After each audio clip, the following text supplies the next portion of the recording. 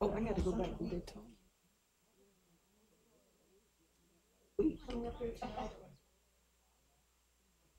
My suit, so I pulled up. Good evening and welcome to the November 13, 2018 special or regular City Council meeting. Before we begin the meeting, let me review the procedures for the meeting. The audience is reminded that this is a business meeting of the City Council, therefore clapping, cheering, and outbursts are not permitted.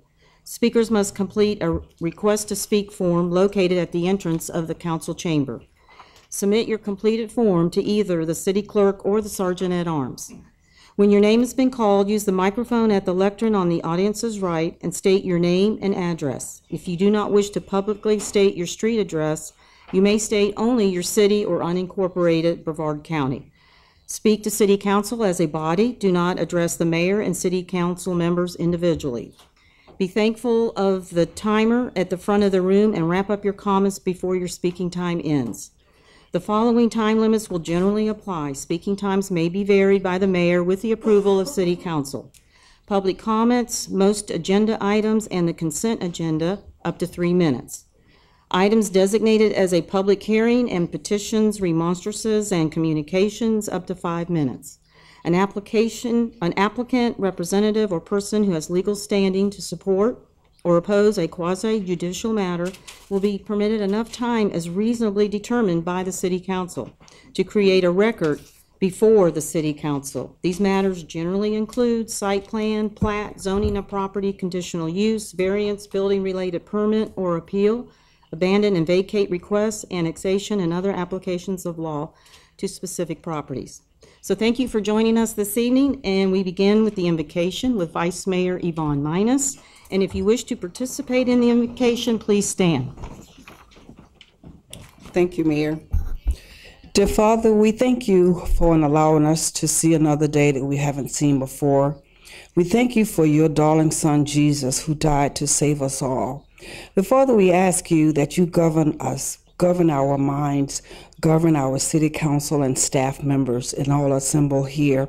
The Father, we just want to thank you for everything you've done. And these we ask in your son, Jesus' name. Amen. Amen. Thank you, Vice Mayor Minus. Thank you. Please join me in the Pledge of Allegiance. I pledge allegiance to the flag of the United States of America and to the republic for which it stands, one nation under God, indivisible, with liberty and justice for all. All right. Next is A3, roll call, Mr. McEwen. Councilmember Debbie Thomas. Here. Councilmember Alfrey. Here. Councilmember Lopez. Here. Councilmember Tim Thomas. Here. Councilmember Moore. Present. Vice Mayor Minus. Here. Mayor Meehan. Here, thank you. A4A is proclamations and presentations, and I have one.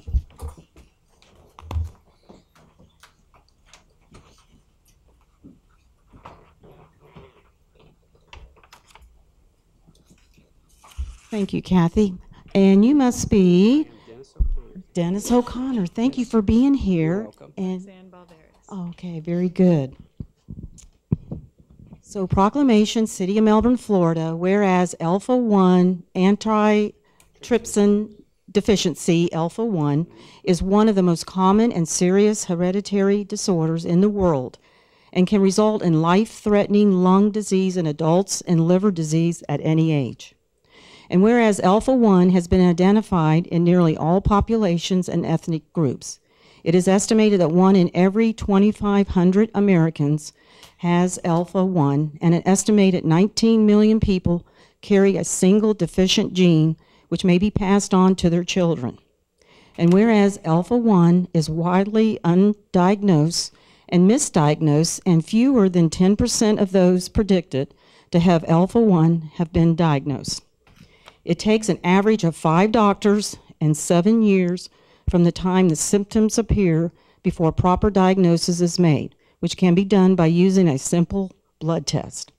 And whereas during the month of November, a nationwide awareness campaign will take place throughout the country to educate the public, as well as the medical community, of alpha-1 detection and treatment for those affected by this condition. Now therefore be it resolved that I, Kathleen H. Meehan, Mayor, City of Melbourne, Brevard County, Florida, do hereby proclaim November 28th as Alpha 1 Awareness Month in the city of Melbourne and urge all residents to increase their awareness and understanding of Alpha 1. Witness my hand and the seal of the city this 13th day of November 2018. Kathleen H. Meehan, Mayor. Thank you for bringing this to our attention on this. Yeah, Do you want to say a few words? if I could. Yes, you may. Thank you. I just want to say to the group that's here, if you have anybody that is diagnosed with asthma, I was diagnosed my whole life with asthma. And it took a long time for the group to be able to diagnose me as an alpha patient. And by the time that I was finally diagnosed, my lungs are shot. I got like 28% lung volume now. The test is really easy. It makes a lot of people afraid to take the test because they worry about insurance or they worry about their employment. But it's all you have to do is go to alphanet.org. You can order a kit. You can have it sent to you. You can take the test, send it back to them, and it's anonymous. Nobody will know. And then you can decide at that point in time what you want to do. The treatment is very easy, and it will save your life, and it will make your life to where you can actually live and have an active life. So for me, I always had planned on having a life to where I was going to golf in retirement. I was going to boat in retirement, but that's kind of all went away. So if you have anybody that you know that is consistently diagnosed with asthma, just go on and have them tested. And then they can decide what they want to do at that point in time. But it's very easy, and the treatment's very easy, and it's life-saving. Thank you very much. Thank you so much for doing this for us.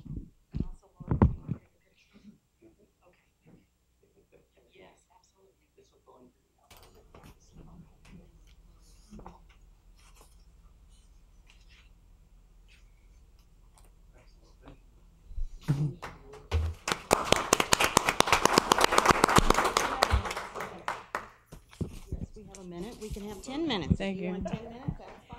I also want to let everybody know that if any of your family members have been told that they have COPD,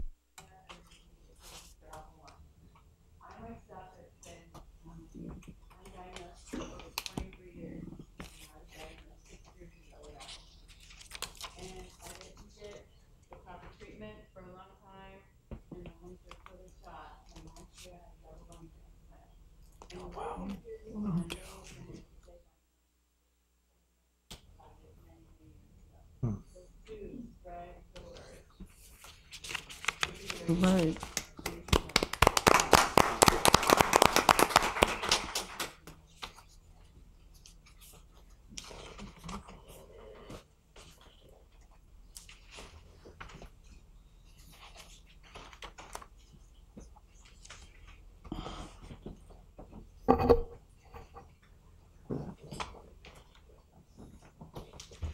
Okay, item A5, approval of the minutes of October 23rd, 2018 regular meeting. Council, what is your pleasure? Mayor, Moore. I move for approval of the minutes of the October 23rd, 2018 regular meeting. Second. All right, I have a motion for approval of the October 23rd, 2018 regular meeting by Ms. Moore, second by Vice Mayor Minus. Discussion? Seeing none, those in favor say aye. Aye. Those opposed, and I vote aye, and the motion passes. Item 6 is City Manager's Report. Mr. McNeish, you're on. Thank you, Mayor Meehan. The only thing I wanted to call out to your attention tonight, you'll recall that I believe it was our last meeting, Mr. Burleson came to council and talked about us creating a process to allow for the use of golf carts in some of our residential areas.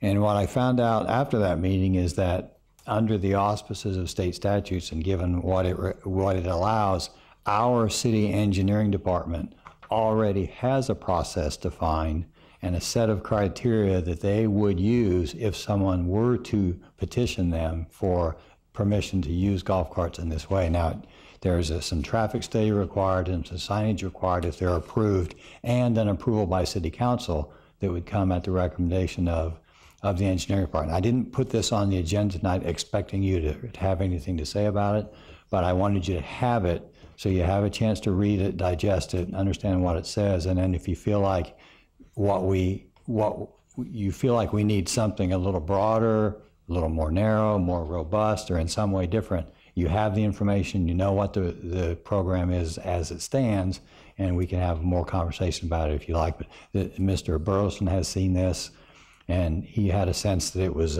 perhaps a proposed ordinance, and I explained to him that no, this is what exists already, and so I just wanted to give you a chance to digest it, so I put it on the report tonight. And it certainly doesn't require any action from you at this time. Any questions or comments? Madam Mayor. Mr. Thomas. Yeah, I saw that city manager. Now, the traffic study, about how much would a traffic study cost if somebody was looking to initiate this action? And then the other question I had that it's on top of that is, if there was 3 or 4 people in the same neighborhood that wanted to petition the city for golf cart usage, could they all use the same traffic study? Could they pitch in and be able to do that? Second answer is a clear yes.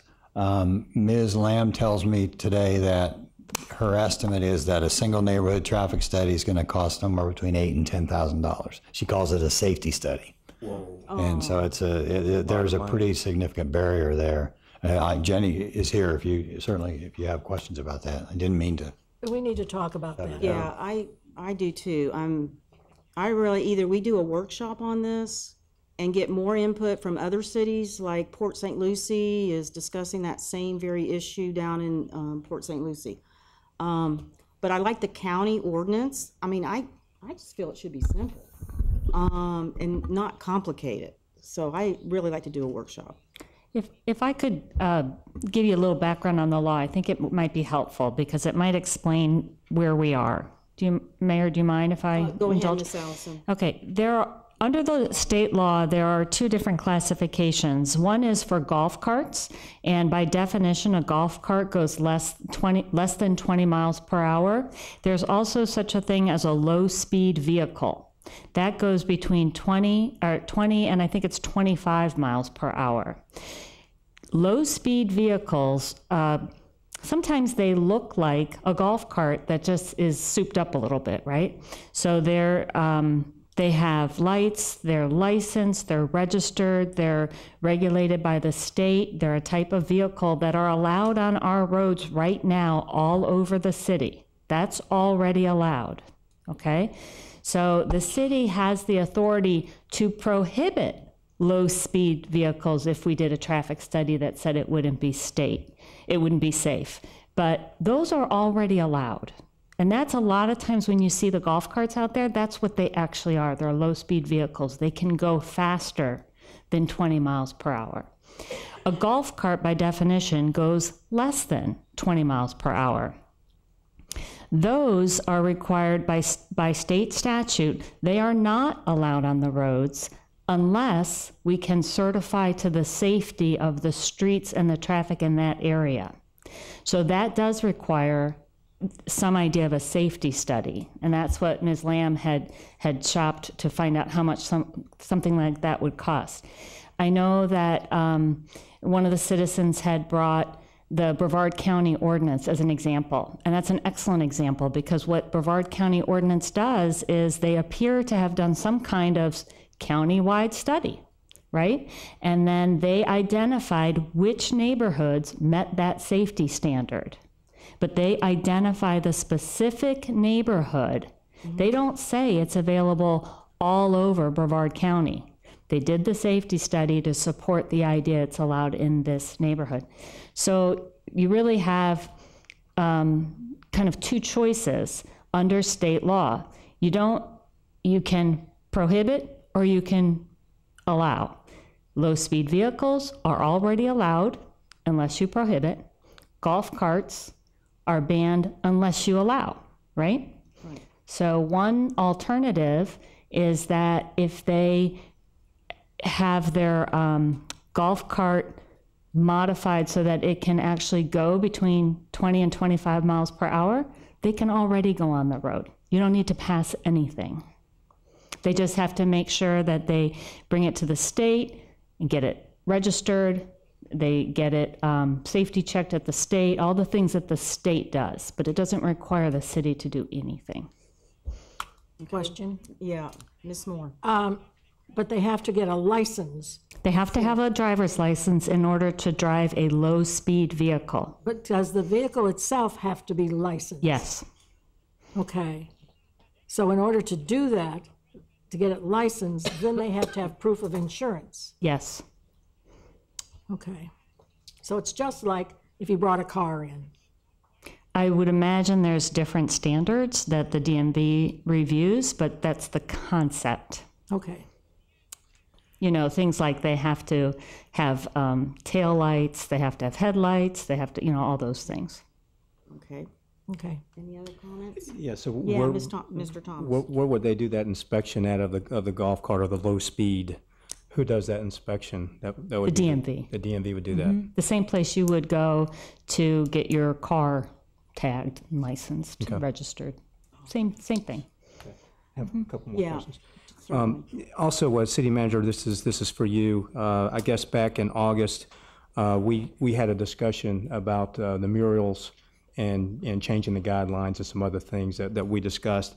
So when is that going to be coming back to council? And the other thing I want to just make sure is happening is there's nothing that's being staffed right now that we talked about at that August 28 meeting. So we gave guidance to where we wanted city staff to go, and so I'm anticipating that's going to come back with some type of changes in the guidelines that we discussed. And I just want to make sure that hasn't gone down to any of the CRAs to be reviewed before it comes back to us first. Oh, no, actually, it has gone to the CRAs based on the comments that you all gave us. We got a recommendation from the CRAs, and it'll be going to P&Z, then it'll come to you for final approval. Okay, but we're the legislative body. Yeah, for- it's for not the city. adopted until you guys pass it. Right, but what I'm saying is that should have come back to us first, and then whatever we finalize, then that should go down to the CRAs, whether the CRAs like it or not. That's what we do. No, the procedure is that they review it and they give a recommendation to you, and then you can reject what they say for sure. And you can say, no, I don't like what was presented. I want to change it this way. And you can do that. There's no problem with that. But the procedure is that it has to get a recommendation from these other groups, from P&Z and from CRA, before it comes to you.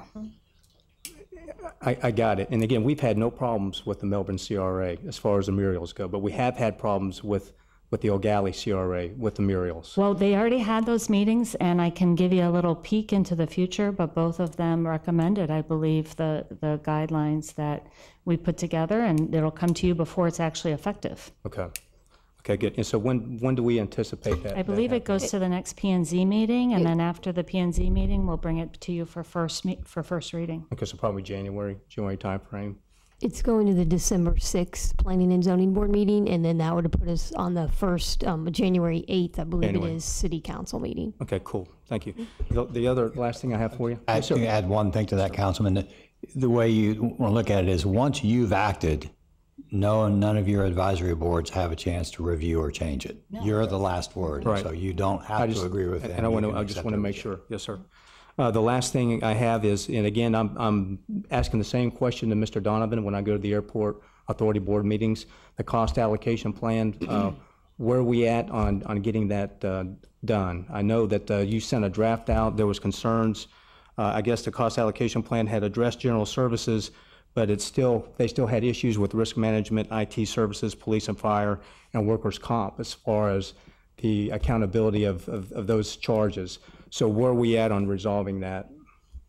Those are some very different types of things. I know the study was done, it's put in the budget, and I know Mr. Town and the new director of finance at the airport have had considerable conversation. He sees it for the first time, and so he has raised some issues. Some of the things that you've listed, for example, workers' compensation, those aren't really part of the indirect cost plan. Those are direct costs. They are what they are. We have to pay the workers' compensation insurance.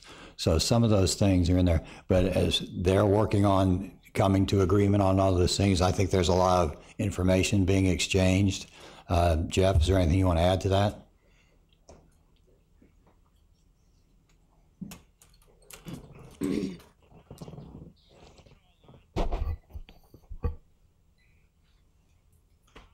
Jeff Town Finance Director, City Melbourne. Thank you. I remember this time, Mayor. We are working on it. He is working mightily on trying to close the books for the airport right now. So between that and us closing the books, we know that we still have to address some of the concerns that were brought up from the previous Director of Finance and Administration. So Mr. Odell and I have been meeting regularly to talk about all sorts of issues, and we continue to talk about that, and we'll keep working on it until we come to a good resolution. But there are some things that are direct charges, as Mr. McNeese stated, that we probably won't put into the cost allocation plan, or we could address it through the cost allocation plan saying these are direct costs like workers' comp. So there are a number of things that we are working on, but right now, being new and also working to try to close his books and get all of the single audit work done and the audit work done, we're trying to squeeze in as much as we can for him. So we'll continue to work on it. I think it's in great shape. We just have to kind of clean up some of those loose ends. But overall, I think we've done a good job putting the cost allocation plan together. Issue of closing the books being the end of the fiscal year, September 30th, both finance departments are probably up to their ears in accountants and closures and adjustments and all the things that go with that. I got you. I just want to make sure that we're placing the right priority on it. And again, over the last 4 years, we received about $114 million worth of grants, either from FDOT or from the FAA. So obviously, when you get the grants, as you know, sir, then you're going to be audited at some point. So I just want to make sure that everybody's comfortable with whatever document we come up with, so that when we are audited, that we pass with flying colors and we continue to get those dollars. So nothing is a higher priority than passing those types of audits. Gotcha. Okay. That's all I got, Mayor. All right, thank you, Mr. Thomas. Mayor? Ms. Lopez. Yes, I have a question for Mr. McNeese. Now that Amendment 1 did not pass, and we calculated in our millage an additional $500,000. I don't know if the city has any plans for it, but I would like to see if that $500,000 could go against the general bond amount that we anticipate coming through. I think this is going to come as disappointing news. What we actually did in the budget is deduct $500,000 in anticipation of Amendment 1 passing, so that we would have a step ahead if we were to lose what we estimated to be over $1 million in the next year. We were already $500,000 cut. We didn't add $500,000. We actually, off the top, we took $500,000 away. So it wasn't included in our millage then? Correct. So Thank that you. we didn't get a windfall. We will, in a way, get a windfall in the next budget year when, we having cut that amount of money, and when we don't, we'll have the absence of the loss, I guess, is the best I can say it. It won't really be a windfall, but so the $500,000 went the other way. We don't have that money available. Okay, thank you. All right. I'd like to get back to the golf carts. Is everybody agreeable with a workshop on the golf carts? Mayor? Yeah. Yeah, I would definitely like to do a workshop on it. I think I'm a little confused on what the rules Brevard County has set up and what their citizens need to be doing to get their golf carts approved and compared to what we are talking about here. So I would just like a little more clarification on that, and I think a workshop would do well. I agree. I agree. Vice Mayor Minus? Yes, Mayor, I agree. That definitely we can get a better understanding with the workshop and more in-depth information. Yep. All right. What it will come down to, I suspect, and we didn't get to this very last detail, if you were to choose to do more what the county did, which is a citywide study that would sort of cover everything, the estimate for that is about $100,000. So rather than neighborhood by neighborhood, if you attacked it globally and then set up a process and the guidelines and where it would and wouldn't be allowed, you could do that sort of prospectively on a larger scale. So that's the last piece of that puzzle, how it looks like, at least at this point, it falls together. All right. Everybody agreeable? Okay. Yeah, All right. sounds good. All right. Thank you. Next is public comments. Mr. McEwen, do I have any? Okay. First is Randy Bennett.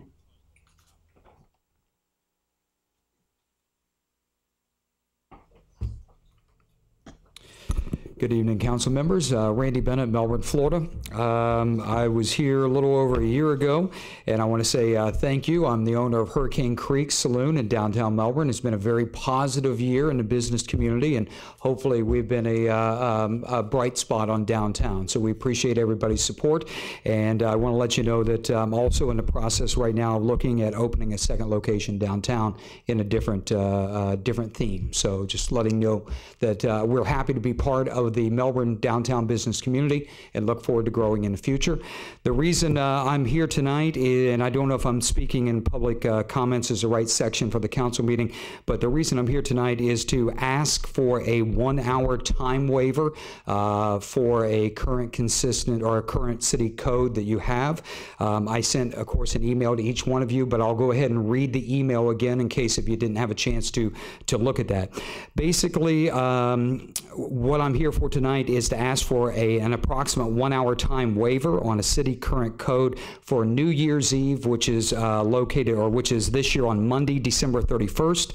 Hurricane Creek would like to start hosting more positive outside community events in the downtown area, especially with the loss of like Friday Fest and other things like that that would bring more people into the downtown area. We have spoken to various city departments, have their pseudo support on this, including city clerks, co-compliance with Mark and Angel and others towards an already agreed footprint. We started working on this 7-8 months ago in regards to a possibility of something outside over a period of time. We, of course, waited till we were outside of hurricane season, of course. Basically, what we are, and each one of them said that we must come to City Council for final approval from there. The event area that we're looking at would be limited to a small Vernon Street area next to our business, basically between the back alley and the New Haven stop sign. We would not be disrupting any traffic flow on New Haven or to the alleyway in regards to normal traffic flow in downtown. Currently, the city code states under a special events permit that all amplified sound is to stop at 11 p.m. on Sunday through Thursday, while on Friday and Saturday evenings it's extended to 12 midnight. Basically, as you see, that wouldn't be a problem. Unfortunately, this year New Year's Eve is on a Monday night, so in theory, we're supposed to stop at 11 p.m. with outside amplified music, which means no countdown at midnight, no Happy New Year, no hugging and kissing, no 3 minutes of Old Lang Syne or anything like that, okay? So basically, I'm not asking for a change in the code. I'm asking tonight for this global holiday. It's not, throw Randy a birthday party, which would be nice, but basically, at the end of the night, it's a global holiday, and we are asking for a 1-hour waiver to extend to what is already on the code for Fridays and Saturdays to allow us the opportunity to just round out at midnight, plus or minus about 3 minutes for Old Lang Syne. Basically from there, the reason I'm here tonight is because we need at least 30 days to file the proper permit, and as you see, we're already in mid-November because it would be an event area of less than 1,000 people, and under code as well, or under the special events code, anything less than 1,000 people only require an approximate 30 days to get the proper paperwork through on that. So I do have the exact code here. There was some questions that was brought up between Mark and I believe Kevin and a few others. Basically, it's section 26-25B, special activity. During the special activity, noise sources including but not limited to sound amplification of music and entertainment must stop at 11 p.m. Sunday through Thursdays and 12 midnight Fridays and Saturdays. These hours may be extended through the special activity permit or special activity permit or permit agreement based on certain factors, including location of event and surrounding land use. Where we're located, we do have a couple parking lots and a commercial building before it gets to the first set of residential homes that could or could not. But once again, we would think on New Year's Eve, most people would understand at midnight there will be noise. So, all right. So, Mr. Bennett, where's the stage going to be? It would be New Haven. Excuse me. Is it closer to? No, we would be looking at the south end of our building, which would be against the alleyway, facing towards City Hall, blowing per se away from any sound to the neighborhoods from there. Okay, so Ms. Weiser, so he has 30 days to file a special activity permit? Correct. So he's not asking for a waiver in the application deadline process. He's fine there. What he's asking for is for his permit agreement to allow all outdoor noise sources to extend until 12:05 a.m. instead of 11 p.m. All right. And the section of the code that says that these hours may be extended through the permit agreement based on certain factors, including location of event and surrounding land use. Well, the intent of that was perhaps a commercial area or agriculture area. So I don't feel I have authority under the noise code to extend outdoor noise sources until 12:05 a.m. on a Monday evening. Okay, all right. So, Mr. Alfrey. So I would assume that if it was a weekend, you would have till 12:05. Till 12 midnight, correct. 12 midnight, yes. Technically, but yes. because, like you said, because it's December 31st, it's on a Sunday, you don't have that. I have no problem, Mayor, if I were to make a motion that we do extend that for the gentleman. If I'd like to make that motion. I second. Go ahead. I second. To 12:05? Yeah, well, All right. we'll extend it to the 12:05, giving 5 minutes. All I right. appreciate that. So I have a motion. Second. And second by Mr. Thomas. I have a motion by Mr. Elfrey, second by Mr. Thomas. Discussion? Seeing none, those in favor say aye. Aye. Those opposed, and I vote aye. And Thank you. you're on, Mr. Bennett. Thank you. That's a great We idea. appreciate it. Hey, and if I would say thank you for investing in Melbourne. We're glad you're here. Thank you. Thank you. Right. Mayor, Yeah, I want to say, Mr. McNeese. I hate to correct Mr. Bennett, but in all due respect, I want to make it clear that as far as I know, we do not prohibit hugging or kissing on the sidewalk after 11 p.m. or after midnight. So you put it out there. I want to make sure that we clear that up. All right, very good. All right, Eric V. Ellebrock. Eric V. Ellebrock, 1948 Tyler Avenue. What y'all did was for this gentleman was a great thing. It's been a positive impact down there. I personally would have went till 1 o'clock, but hey, that's just me because I loathe to let the party go. Speaking of parties, there are many ways to eat crow. You can eat crow broiled, you can eat crow fried, you can even eat crow baked. But I prefer to eat my crow straight up and raw. I was wrong. They passed, the voters approved a new police station. I think it's going to come around and bite us, but hey, the voters want it. Couple officers that came up to me, and along with a fitness area and a bunk room, they would like a snack bar built into the new police headquarters. This is not my idea. This came to me from some various police officers, and that's what they want. So maybe you might want to take it in consideration because there is some definite room in the planning, some leeway here that, you can fit a small snack bar in. I suggest we have the same people that have the consignment over at the airport run the snack bar in the police department too. Maybe put it in the lobby. Okay. Now, obviously the election didn't go exactly the way I would preferably to hope for, but hey, 2 out of 3 ain't bad. But the best thing that did occur is Mr. Fine was reelected. And Mr. Fine personally assured me that in the upcoming year, there will be an audit of the city of Melbourne, and we will finally put this Honor America stuff to rest. Also, he assured me that he's going to look into the real cozy relationship the city has had with Florida Tech, Florida Institute of Mass Destruction, Florida Tech. Speaking of which, the special event parking, which was basically staffed by Florida Tech students, and is ran by a vendor who's got strong ties to Florida Tech. $7 to park that's excessive. And I know that's an approved fee, and I know that, I was here for when we set that amount and all that. But man, that's hurting. And I really think we need to cut that in half.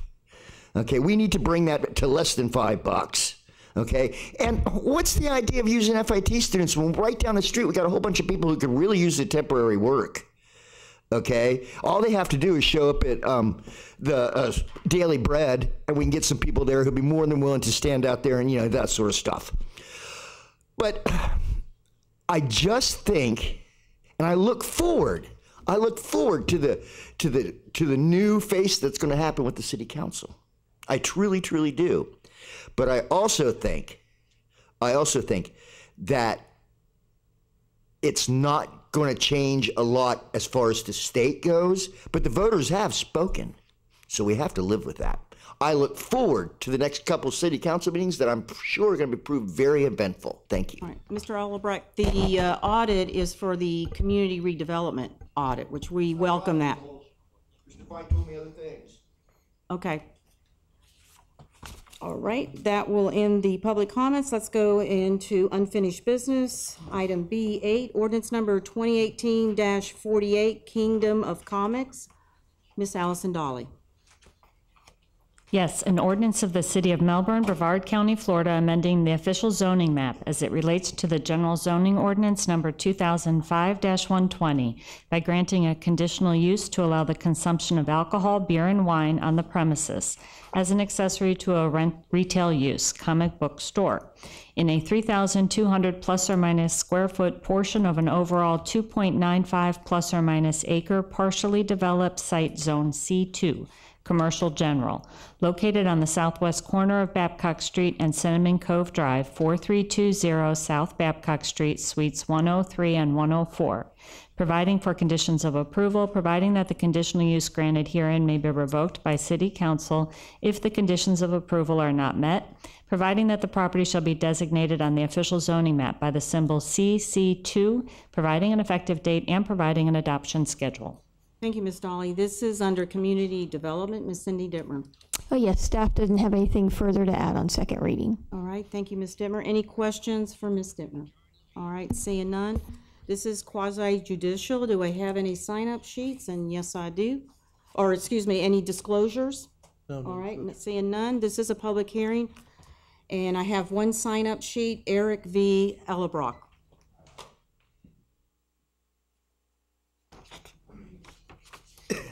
Eric V. Ellebrock, 1948 Tyler Avenue, lifelong resident, City of Melbourne. You all know me. Whenever there is a question about facilities, a business selling alcohol, I'm usually for it. I usually support it. But on this one, I have to say no.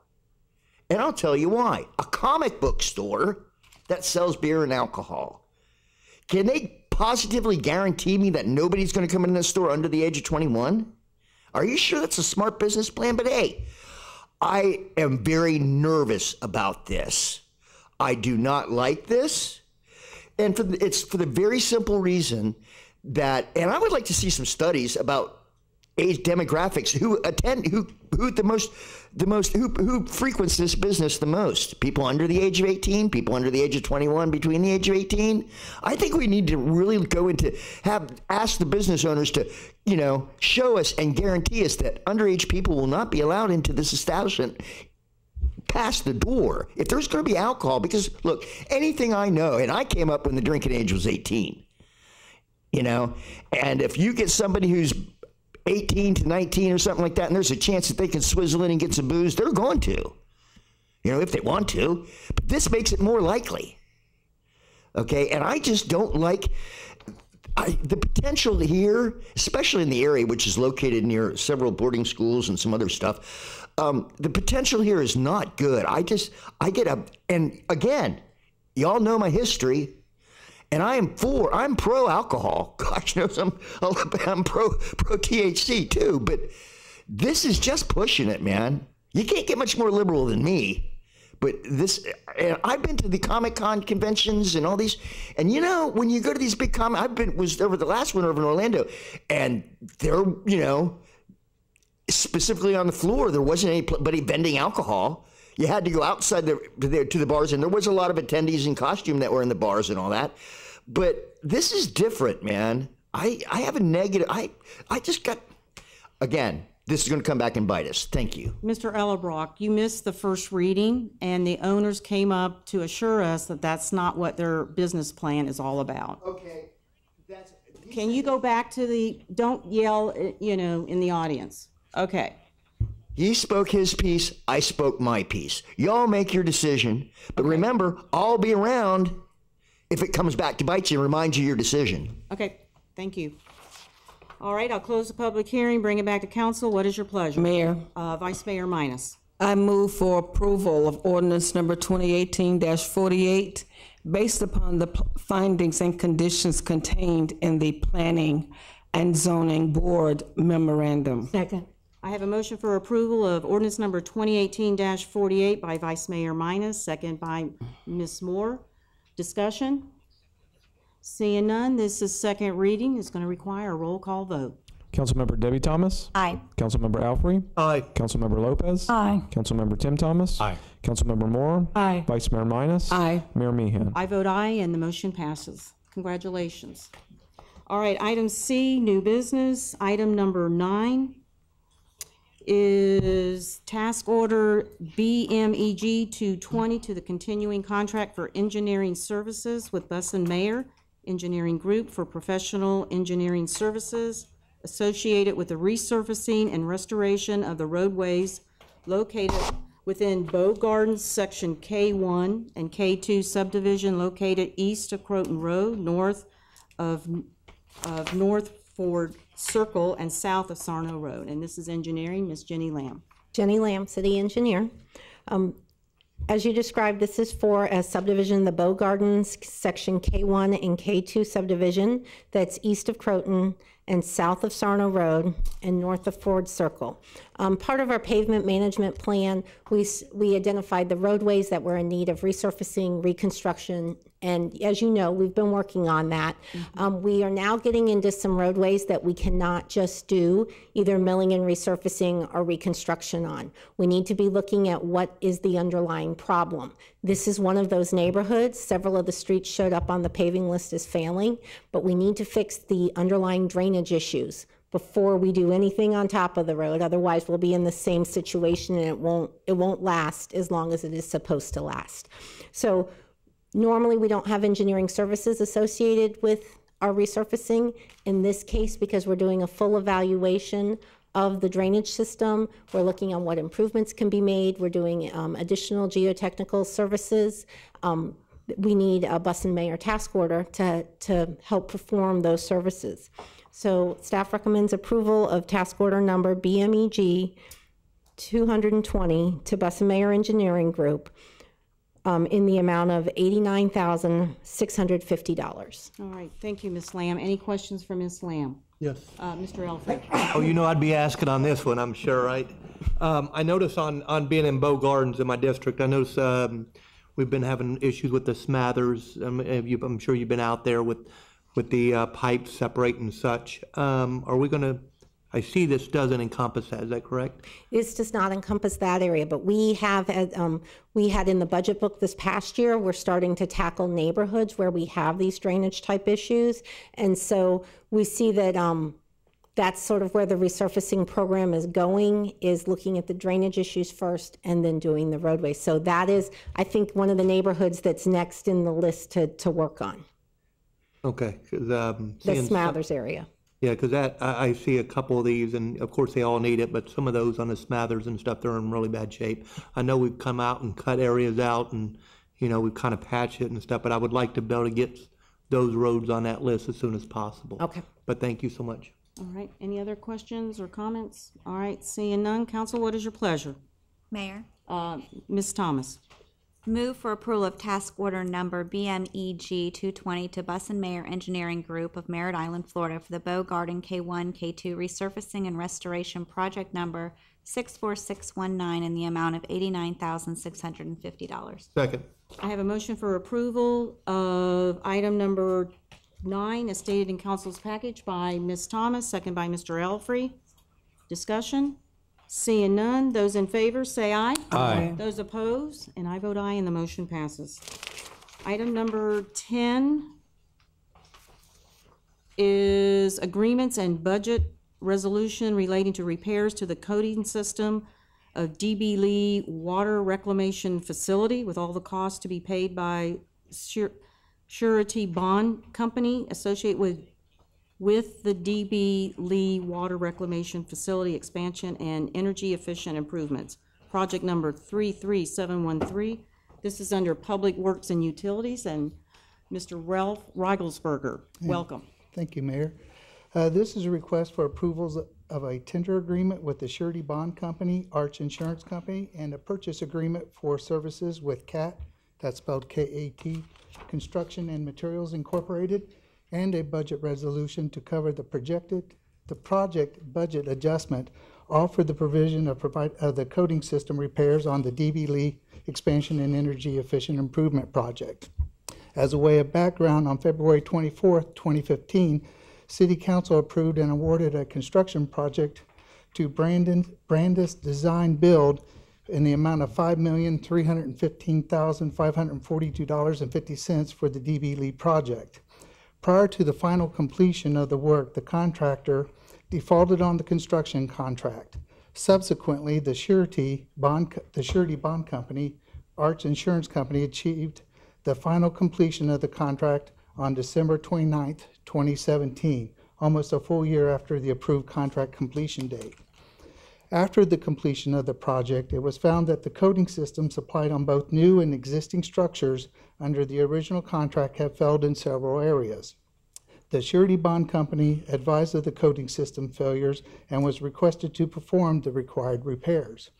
The surety bond company requested that the city to be the contracting agency for those repairs. The surety bond requested that the city I lost my page here, excuse me. The surety bond requests the city be the contracting agency, and the surety bond company, as well as a contract with the special contractor for the actual coding system repairs. After extensive discussions and negotiations between the city staff, city attorney, and Infrastructure Solution Services, our construction services consultant to the city, the surety bond company and its legal counsel, the attached and the included tender agreement and purchase agreement for services were developed and agreed to by all the parties. A budget resolution is necessary for accepting the funding of the surety bond company, accepting the funding from the surety bond company, and the funding will cover all the costs associated with the project. That includes our consulting services from our engineering consulting firm. So we request approval of the tender agreement between the city and Arch Insurance Company for coding system repairs expansion project in the amount of $132,313.78. Item B would be approval of Resolution 3796, and then approval of a purchase agreement for services for the coding system repairs with CAT Construction and Materials in the amount of $105,285.26. All right, thank you, Ralph. Any questions for Ralph? All right, seeing none. Council, what is your pleasure? We're going to vote separately on items A, B, and C. Mayor? Mr. Alfrey. Yeah, I recommend approval of the tender agreement between the city and the ARC Insurance Company for coding systems repairs on the DB Lee Water Reclamation Facility expansion and energy efficiency improvements, project number 33713, an amount of $132,313.78. Second. I have a motion for approval of item number 10A as stated in council's package by Mr. Elfrey, second by Mr. Thomas. Discussion? Seeing none, those in favor say aye. Aye. Those opposed, and I vote aye, and the motion passes. Item 10B, council, what is your pleasure? Mayor. Ms. Thomas? No, Ms. Lopez. Oh, I'm sorry, Ms. Lopez. Approval of resolution number 3796. Second. All right, I have a motion for approval of resolution number 3796 by Ms. Lopez, second by Ms. Thomas. Discussion? Seeing none, those in favor say aye. Aye. Those opposed, and I vote aye, and the motion passes. Item 10C, what is your pleasure? Mayor. Vice Mayor Minus. I move for approval of the purchase agreement for services for coding systems repairs for the DB Lee WRF expansion and energy efficiency improvements, project number 33713, KAT Construction and Materials, Inc., in the amount of $105,285.26. Second. All right, I have a motion for approval of item C10 by Vice Mayor Minus, second by Ms. Moore. Discussion? Seeing none, those in favor say aye. Aye. Those opposed? And I vote aye, and the motion passes. Item number 11 is the consent agenda, and as you know, you have until Monday at 3 to pull any items. I have none. So council, what is your pleasure? Items 11A through K. Mayor. Ms. Moore. I move for approval on the consent agenda, items A through K. Second. All right, I have a motion for approval of the consent agenda, items A through K by Ms. Moore, second by Mr. Elfrey. Discussion? Seeing none, those in favor say aye. Aye. Those opposed, and I vote aye, and the motion passes. Item 12, there was none pulled from the consent agenda. Item 13 is, let me get right to it, is the collective bargaining agreement between the city and the International Association of Firefighters spanning the October 1st, 2018 through September 30th, 2021. And welcome. Hi, Dr. Foxworth, Director of Human Resources. Okay. Good evening, Mayor and council members. Good evening. I'm pleased to announce that the City of Melbourne and the International Association of Firefighters, Local 1951, also known as IAFF, reached agreement on October 10th, 2018, after 7 negotiation sessions. The negotiating team spent a great deal of time presenting information for consideration and discussing all of the articles in the contract. On October 31st, 2018, we received notification that the IAFF overwhelmingly ratified the vote. We are pleased to be able to present the contract to you this evening for your consideration as well. Our negotiations were professional, respectful, and we met regularly in order to come to a mutually beneficial agreement. Our goal as the city's negotiating team was to listen and to understand the concerns of the IAFF representatives. We spent a great deal of time and effort working together to reach this 3-year agreement. We took into consideration any comments from IAFF members in the room as well. This added a collaborative and conversational element to our approach and allowed both bargaining teams to vet all the viewpoints relating to the articles we were addressing. I would like to take this opportunity to express the utmost importance of a continued focus on the safety and health for our fire personnel.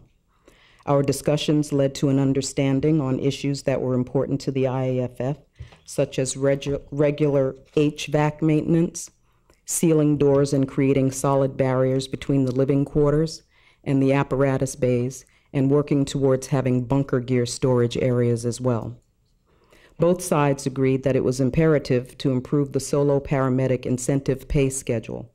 Presented as part of this agreement is an adjustment to the incentive pay schedule that will assist in our recruitment efforts of firefighters that already possess a paramedic certification. It will also shorten the time for solo medics to top out. Our mutual goal is to offer competitive pay and to attract and retain the best employees in the state. This part of the agreement was essential to accomplish that goal. We have taken the time frame from 10+ years down to 6 years to top out. We also increased the starting pay for this incentive. The wages part of this agreement also offers union members a 3% across-the-board increase in year 1 and a step increase in years 2 and 3 of the agreement. There were other items agreed to in the proposed agreement that are outlined for City Council in the item report in your packet this evening. Those changes to the contract have to do with vacation leave options, changes to the vacancies and promotions article having to do with how interviews are conducted, and education and training funding. The estimated cost of this contract for the 3-year agreement is $1,940,000. I'd like to thank the city's negotiating team also.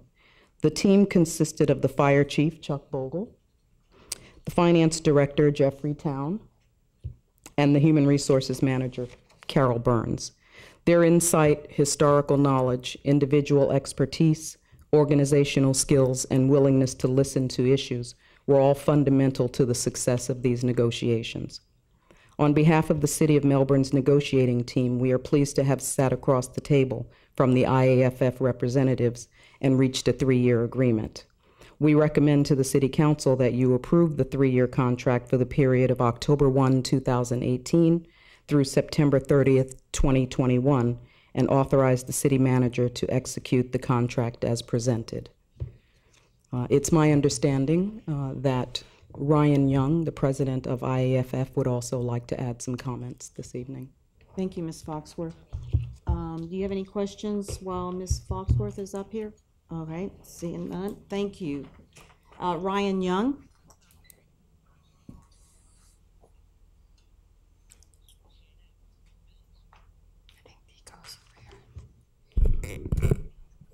Thank you and good evening.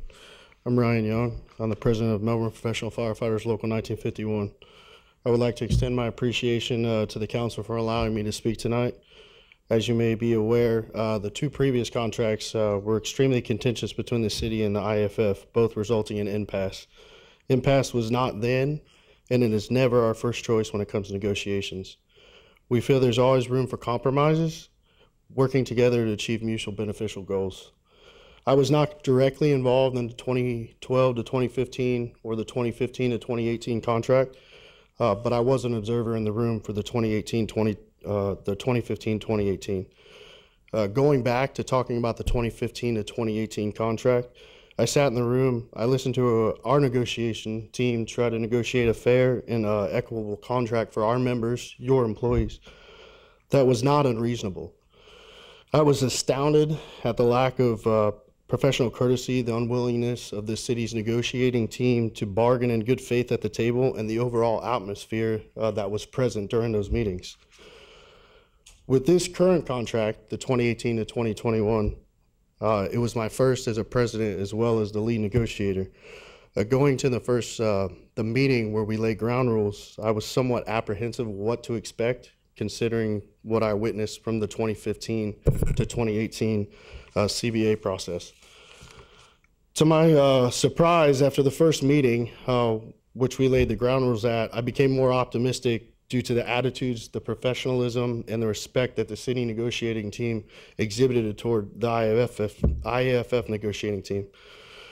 Dr. Foxworth, Ms. Burns, and Mr. Town, in our opinion, were a huge factor in the successful conclusion of this contract. Their ability to be attentive to the proposals that we offered, weigh the pros and cons for each article, and their ability to make an unbiased approach in their decision-making process, in our opinion, is what helped us get to the conclusion of the contract. Ms. Burns, Dr. Foxworth, and Mr. Town's professional courtesy, the truthfulness, the willingness to listen, the attentiveness to the employees' needs is a foundation for positive interactions between management and line personnel. I often hear stories about Henry Hill. We call it the Henry Hill era at the fire department, and the relationships that he had with his employees. He had ability to make everybody in the city feel as if they were bigger, as part of something bigger, like a family. Ms. Burns, Dr. Foxworth, and Mr. Town exhibit all these same traits. The city is lucky to have these three individuals in the key positions that they have for the city, and the Melbourne Firefighter Union looks forward to the positive changes that they made and continue to make for the city of Melbourne. So on behalf of Local 1951, we'd like to extend our appreciation to these individuals as well as to the council for the successful completion of our 2018-2021 CBA. Thank you. Thank you, Mr. Young. Any questions for Mr. Madam Mayor? Young? Yeah, Mr. Thomas. Yeah, congratulations on the contract. But I want to say this because I want to defend our staff. Mm-hmm. At the impasse meeting for the 2015-2018 contract, if there was any staff that was unprofessional, it was the lawyer team for your union. And so I want to defend our staff right now. They didn't deserve the treatment that they got. So I'm happy that things worked out better this time, but that was uncalled for what happened the last year. So that's all I want to say, and I want to defend our staff. All right. Mayor? Yeah, Ms. Moore. I just want to say congratulations to everyone that you have a 3-year contract that you can live with. So again, congratulations. I didn't want to see us go to impasse again because it seems to bring out the worst in everyone.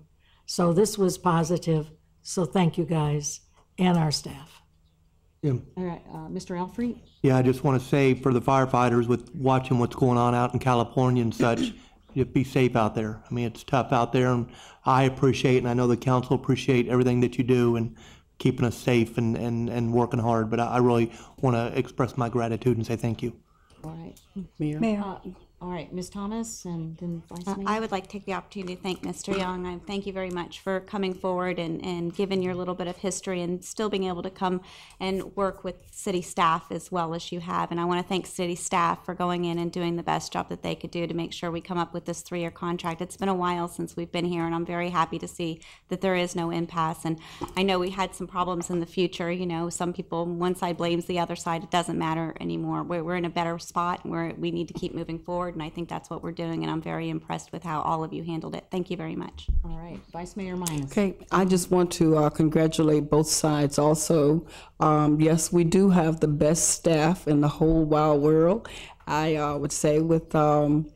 Foxworth, our fire chief, and Mr. Town. I'll say, in order to get respect, you have to give it. It goes both ways. So whatever happened previously, it had to be something going on back and forth. So if you give respect, then you get respect. And I take that and we move forward.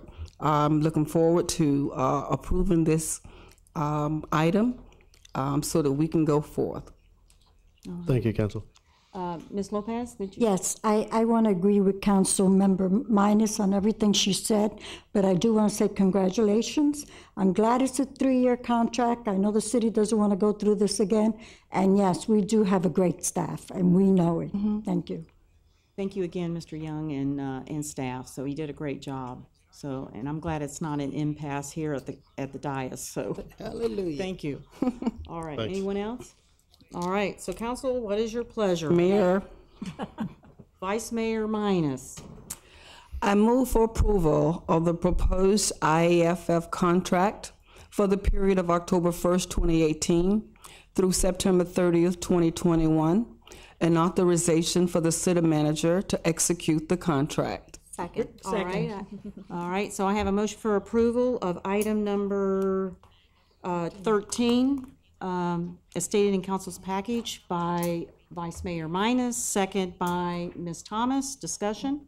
Okay. Seeing none, those in favor say aye. Aye. Those opposed, and I vote aye, and the motion passes. Congratulations. Mayor, can I add one thing, please? And then I have a little chaser for you. Okay. First, All right. What kind of chaser? well, I'll do that last. Oh, okay. First, I All want to right. say a thank you. And Club when soda? Yeah. when you sit in my chair, and I don't like to use sports metaphor because they're too cheap, but you're kind of the head coach. And what I want to say is thank you to all the members of the team, because in this circumstance, as contentious sometimes as it is, everybody on both sides of the table are my team. And so I appreciate the spirit. I certainly thank Ryan for coming forward with his comments. Thank you for the members of the management team, and hallelujah that we've got a good relationship building, and promise to do everything we can to keep that moving in the future. You're a chaser. And I held this until tonight purposely, not to steal anybody's thunder, but on Friday afternoon, the Police Benevolent Association local that represents your police officers announced that they have approved a tentative contract by a vote of 102 to 2. So we're in the process of channeling all, or wrapping all that up and getting it in language and exchanging documents, et cetera. So you heard, I think this took about 2 months from the time it was ratified to get to you, but that process, that contract will be coming to you as well. That negotiation has been completed thanks pretty much to the same team, just switched the uniforms, and they're bringing that one home too. So thank them for that, and you'll see that in probably 6 weeks or so. Okay. Of course, they carry guns, so that's... They have yet to use them at the table, fortunately. Yeah, you're right. Thank you. All right. Item number 14, purchase of heavy equipment for the water distribution, wastewater collection, and parks maintenance division, Everglades Farm Equipment Company, Leesburg, Florida. Total cost $127,865. This is under Public Works, Ralph Reigelsberger. Okay, thank you, Mayor. As you mentioned, this is heavy equipment in regards to water distribution, a mini excavator. The wastewater collection division, a mini excavator. And for the Parks Maintenance Group, a skid steer loader with attachments. The equipment includes details, if you're interested, are included in the agenda package. Funding is available in the fiscal year 2019 budget and respective operating budgets, and we recommend approval of purchases of heavy equipment for those divisions with Everglades Farm Equipment Company at a total cost of $127,865. Thank you, Ralph. Any questions for Ralph? It's all in the package. All right, thank you for all that information. So council, what is your pleasure? Madam Mayor. Mr. Thomas. Approval of purchase of heavy equipment for the water distribution, wastewater collection, and parks maintenance divisions. Everglades Farm Equipment Company, Leesburg, Florida. Total cost $127,865. Second. All right, I have a motion for approval of item 14 as stated in council's package by Mr. Thomas, second by Ms. Moore. Discussion? Seeing none, those in favor say aye. Aye. Those opposed, and I vote aye, and the motion passes. Item number 15 is purchase of vehicles for the Public Works and Utilities, Engineering, and Fire Departments, Allen J. Fleet Sales, Sebring, Florida. Total cost of $384,429. Ralph Rogelsberger. Yeah, again, purchase of regards to vehicles. This includes one Nissan Frontier 4x4 pickup for the engineering department, one Nissan Frontier 4x2 pickup for traffic engineering division, one Dodge Durango 4x2 SUV for the facilities management division, two Nissan Frontiers 4x2 pickups, trucks for the code compliance division, one Chevrolet Traverse for the environmental community outreach division, one Dodge ProMaster high roof van for the facilities management division, one Chevrolet Silverado 1500 crew cab with topper for the fire department, one Chevrolet Suburban 1500 for the fire department, one Chevrolet Tahoe for the street and stormwater division, two Ford F-550s cabin chassis with utility bodies for the street and stormwater divisions. The agenda packet included details on the individual purchases of all those equipments. All replacements either exceed or meet the replacement criteria of their respective class of equipment. Funding in the amount of $384,429 has been approved in the fiscal year 2019 budget and is available in the respective operating budgets. And Public Works recommends approval of the purchase of these vehicles for those various divisions and departments with Allen J. Fleet Sales in the total amount of $384,429. Thank you, Ralph. Any questions for Ralph? Everything was in the packet. So, council, what is your pleasure? Mayor? Ms. Moore. I move for approval of the purchase of vehicles for the Public Works and Utilities, Engineering, and Fire Departments, Allen J. Fleet Sales, Sebring, Florida. Total cost $384,429. Second. All right, I have a motion for approval of item number 15 as stated in council's package by Ms. Moore, second by Vice Mayor Minus. Discussion? Yes, I have a question. Okay, yeah, Ms. Lopez. Are these vehicles replacing any of the existing ones? Yes. Okay, and what are we going to do with the existing one? Usually the existing ones we get rid of through the gov deals process in regards to they go out to bid, and then we recoup the money and return it over to finance. I'm sorry, could you repeat that slower? Yeah, the used vehicles, old vehicles typically go, we get disposed of through a bid process, and when we receive the money for it, it goes to the finance department. Okay, thank you. You're welcome. To the appropriate departments, correct? I don't know where he puts the money. Okay. I'm hoping. Okay. Yes. I'm sure he does. All right. Thank you, Ralph. Mm-hmm. All right. So I have a motion. Sorry? All those in favor? Oh, all right. No further discussion? All right. All those in favor, say aye. Aye. Those opposed, and I vote aye, and the motion passes. Item number 16, purchase of vehicles for the Public Works and Utilities and Police Departments, Garber Fleet Sales, Green Cove Springs, Florida. Total cost, $99,396. Mr. Ralph Rogelsberger. Just to summarize this equipment very quickly, it's been included in your agenda packet. It includes for the police administration 3 Malibus, 1 Dodge Grand Caravan SE wagon, and a Dodge Durango for the Public Works Utilities Administration Division. The agenda packet provides the details. Funding is available in the fiscal year 2019 budget in the respective operating budgets. We recommend approval of these vehicles with Garber fleet sales in the total cost of $99,396. All right, thank you, Ralph. Any questions for Ralph? It's all in your package. All right, so council, what is your pleasure? Mayor, Ms. Thomas. move for approval of purchase of vehicles for the Public Works and Utilities and Police Departments through Garber Fleet Sales, Green Cove Springs, Florida. Total cost of $99,396. Second. All right, I have a motion for approval of the stated in council's package on item 16 by Ms. Thomas, second by Ms. Moore. Discussion? Seeing none, those in favor say aye. Aye. Those opposed, and I vote aye, and the motion passes. Item number 17 is ordinance number 2018-49, Not Quite Right Improv. Ms. Allison Dolly. An ordinance of the City of Melbourne, Brevard County, Florida, amending the official zoning map as it relates to the general zoning ordinance number 2005-120 by granting a conditional use to allow an indoor recreation use, community theater, and a conditional use to allow the consumption of alcohol, beer and wine, on the premises in conjunction with the community theater in a 1,755 plus or minus square foot unit of an overall 4,050 plus or minus square foot building on a .20 plus or minus acre developed site, Zone C3, Central Business District, located on the south side of O'Galley Boulevard, east of Guava Avenue, 587 West O'Galley Boulevard, number 101, providing for conditions of approval, providing that the conditional uses granted herein may be revoked by City Council if the conditions of approval are not met, providing that the property shall be designated on the official zoning map by the symbol CC3, providing an effective date and providing an adoption schedule. Thank you, Ms. Dolly. This is under Community Development. Ms. Cindy Dittmer. Yes, this is the first reading of an ordinance granting two conditional uses. One to allow an indoor recreation use that's proposed as a community theater, and the second conditional use to allow the consumption of beer and wine as an accessory use to the community theater.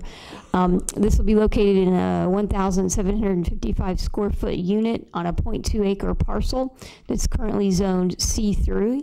The parcel is located at 587 West O'Galley Boulevard. The primary request that the applicant has is to utilize the property as a community theater, which is categorized in the zoning code as an indoor recreation use. And then they'll have, as an accessory use, the beer and wine consumption on premises. The applicants indicated that they will hold classes, workshops, special events, and performances within the community theater. They will sell beer, wine, soda water, and snacks in the theater. Staff has proposed some of our typical noise, occupancy, and alcohol consumption regulations as conditions for this conditional use request. Additionally, if the business is altered so that the beer and wine consumption is no longer accessory to the community theater, or if the occupancy increases, it would have to come back through the Planning and Zoning Board and City Council for reapproval of that. And with that, the Planning and Zoning Board voted unanimously to recommend approval of the request, and staff would recommend approval of ordinance number 2018-49 based upon the findings and conditions contained in the Planning and Zoning Board memorandum. Thank you, Ms. Dittmer. Any questions for Ms. Dittmer? No, I have a comment. Yeah, Ms. Moore.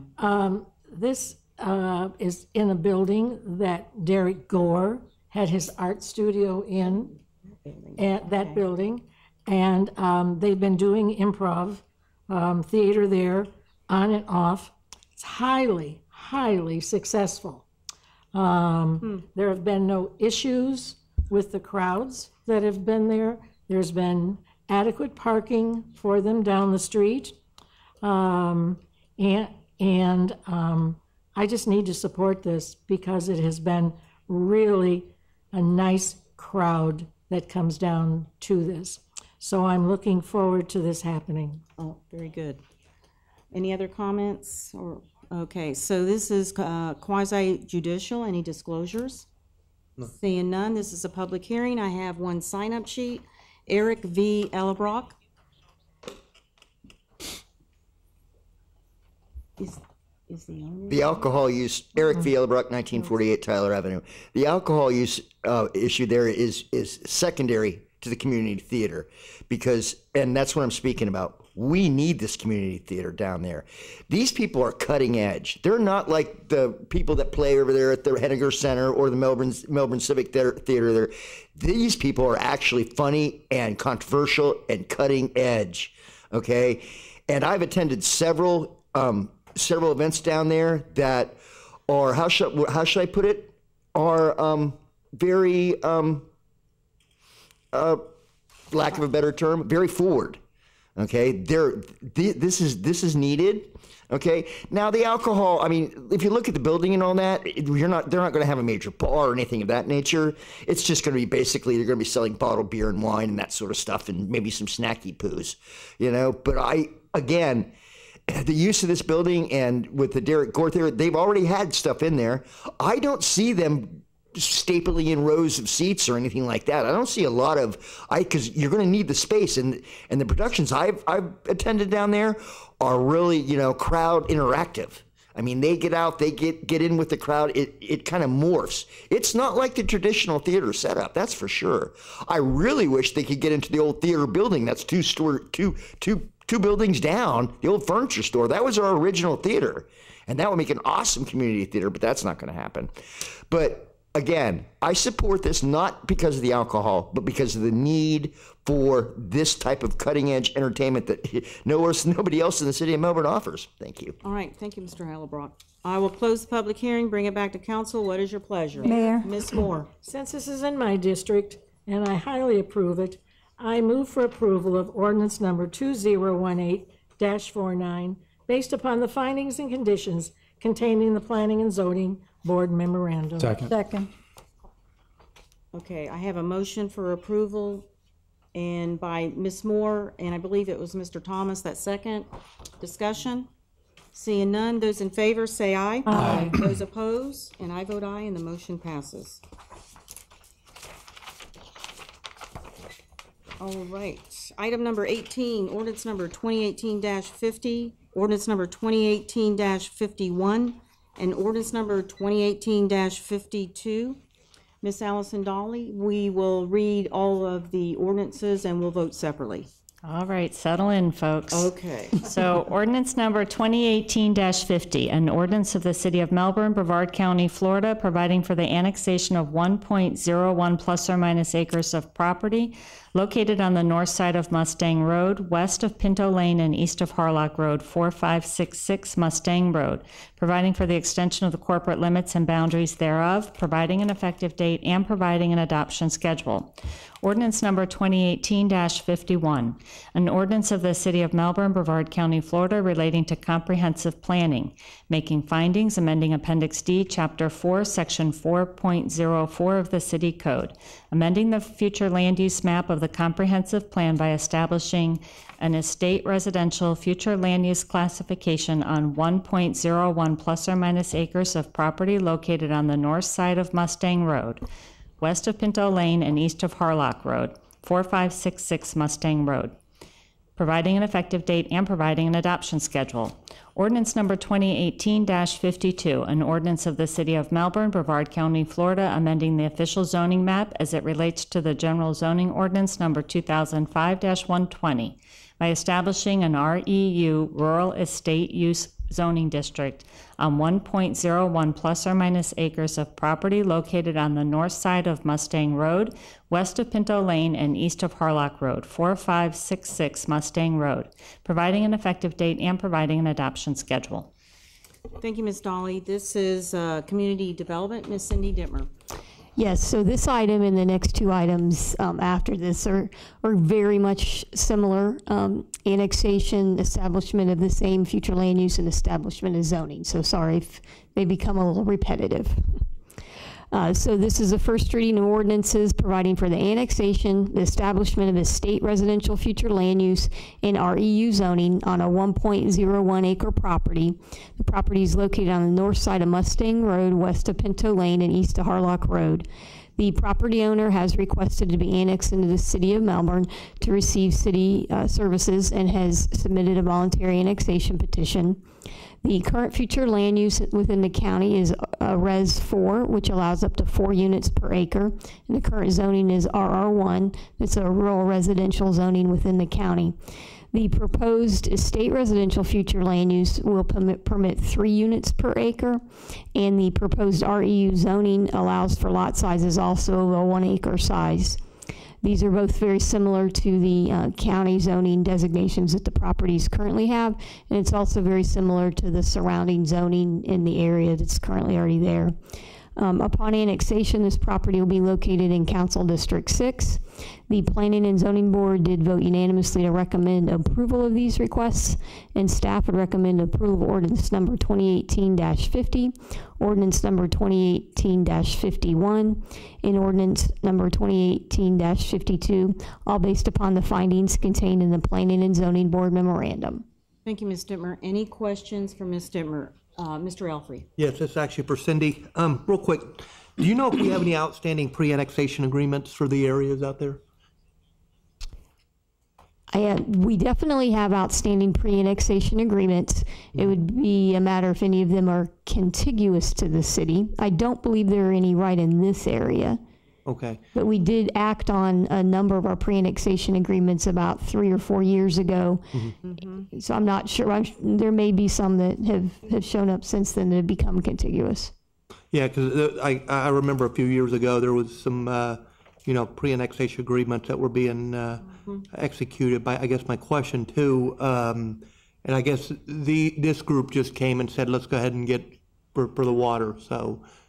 Did they have a pre-annexation agreement prior, or was that just something that they come to your office? They were contiguous to the city, so when they came to us, they weren't by code permitted to sign a pre-annexation agreement. They were told you'll have to annex in to get the city services. Exactly, I'm pretty familiar. Well, that's I just wanted that and on the pre-annexation agreement, but I appreciate it. That's all I have. Thank you. All right, thank you, Mr. Elfrey. Mayor, Mr. McNeese. I would add a little bit of that. I was trying to remember whether this was before you were on council, Commissioner, or Councilman.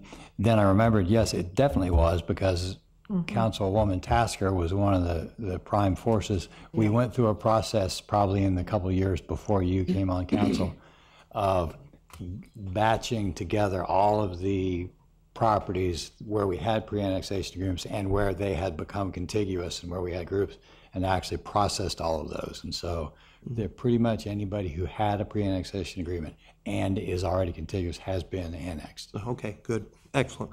All right. Any other questions for Ms. Dittmer? All right. Seeing none, this is quasi-judicial. Any disclosures? Seeing none, this is a public hearing. Do I have any sign-up sheets? I'll close up the public hearing and bring it back to council, and we'll vote separately items 18A, B, and C. So what is your pleasure? Mayor. Ms. Lopez. Approval of ordinance number 2018-50 based upon the findings contained in the Planning and Zoning Board memorandum. Second. All right, I have a motion for approval of ordinance number 2018-50 based upon the findings contained in the Planning and Zoning memorandum.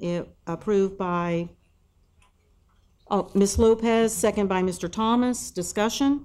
Seeing none, those in favor say aye. Aye. Those opposed, and I vote aye, and the motion passes. Item 18B, council, what is your pleasure? Mayor, Vice Mayor Minus. I move for approval of ordinance number 2018-51 based upon the findings contained in the Planning and Zoning Board memorandum. Second. All right, I have a motion for approval of ordinance number 2018-51 based upon the findings contained in the Planning and Zoning memorandum. Approved by Vice Mayor Minus, second by Ms. Thomas. Discussion? Seeing none, those in favor say aye. Aye. Those opposed, and I vote aye, and the motion passes. Item 18C, council, what is your pleasure? Mayor, Mr. Elfrey. recommend approval of ordinance number 2018-52 based upon the findings contained in the Planning and Zoning Board memorandum. Second. Mayor, I have a motion for approval of ordinance number 2018-52 based upon the findings contained in the Planning and Zoning Board memorandum, approved by Mr. Elfrey. The second was Ms. Lopez? Okay, second by Ms. Lopez. Discussion? Mayor. Yeah, Vice Mayor I Minus. just want to make sure I heard it correctly. The motion was, did it say findings and conditions, or is it just findings? Did you say conditions? It's just findings? Did I say that? Based I'm on trying the to- findings contained in the Planning and Zoning Board memorandum? Did I say that? Okay. I might need more coffee. Me too. We need a coffee pot here, you know that, right? Yeah, I'll agree to that. We need Well, a wall. that's Okay. another issue. Okay. I apologize, yeah. Mr. Thomas said, what about a Wawa sandwich, too? Yeah. Okay. All right, so I have a motion for approval and a second. Discussion? Seeing none, those in favor say aye. Aye. Those opposed, and I vote aye, and the motion passes. Item number 19 is ordinance number 2018-53, ordinance number 2018-54, and ordinance number 2018-55. We will read all three of them together, and we'll vote separately. Ms. Allison Dolly. Ordinance number 2018-53, an ordinance of the City of Melbourne, Brevard County, Florida, providing for the annexation of 1 ± acres of property located on the north side of Mustang Road, west of Pinto Lane, and east of Harlock Road, 4520 Mustang Road, providing for the extension of the corporate limits and boundaries thereof, providing an effective date, and providing an adoption schedule.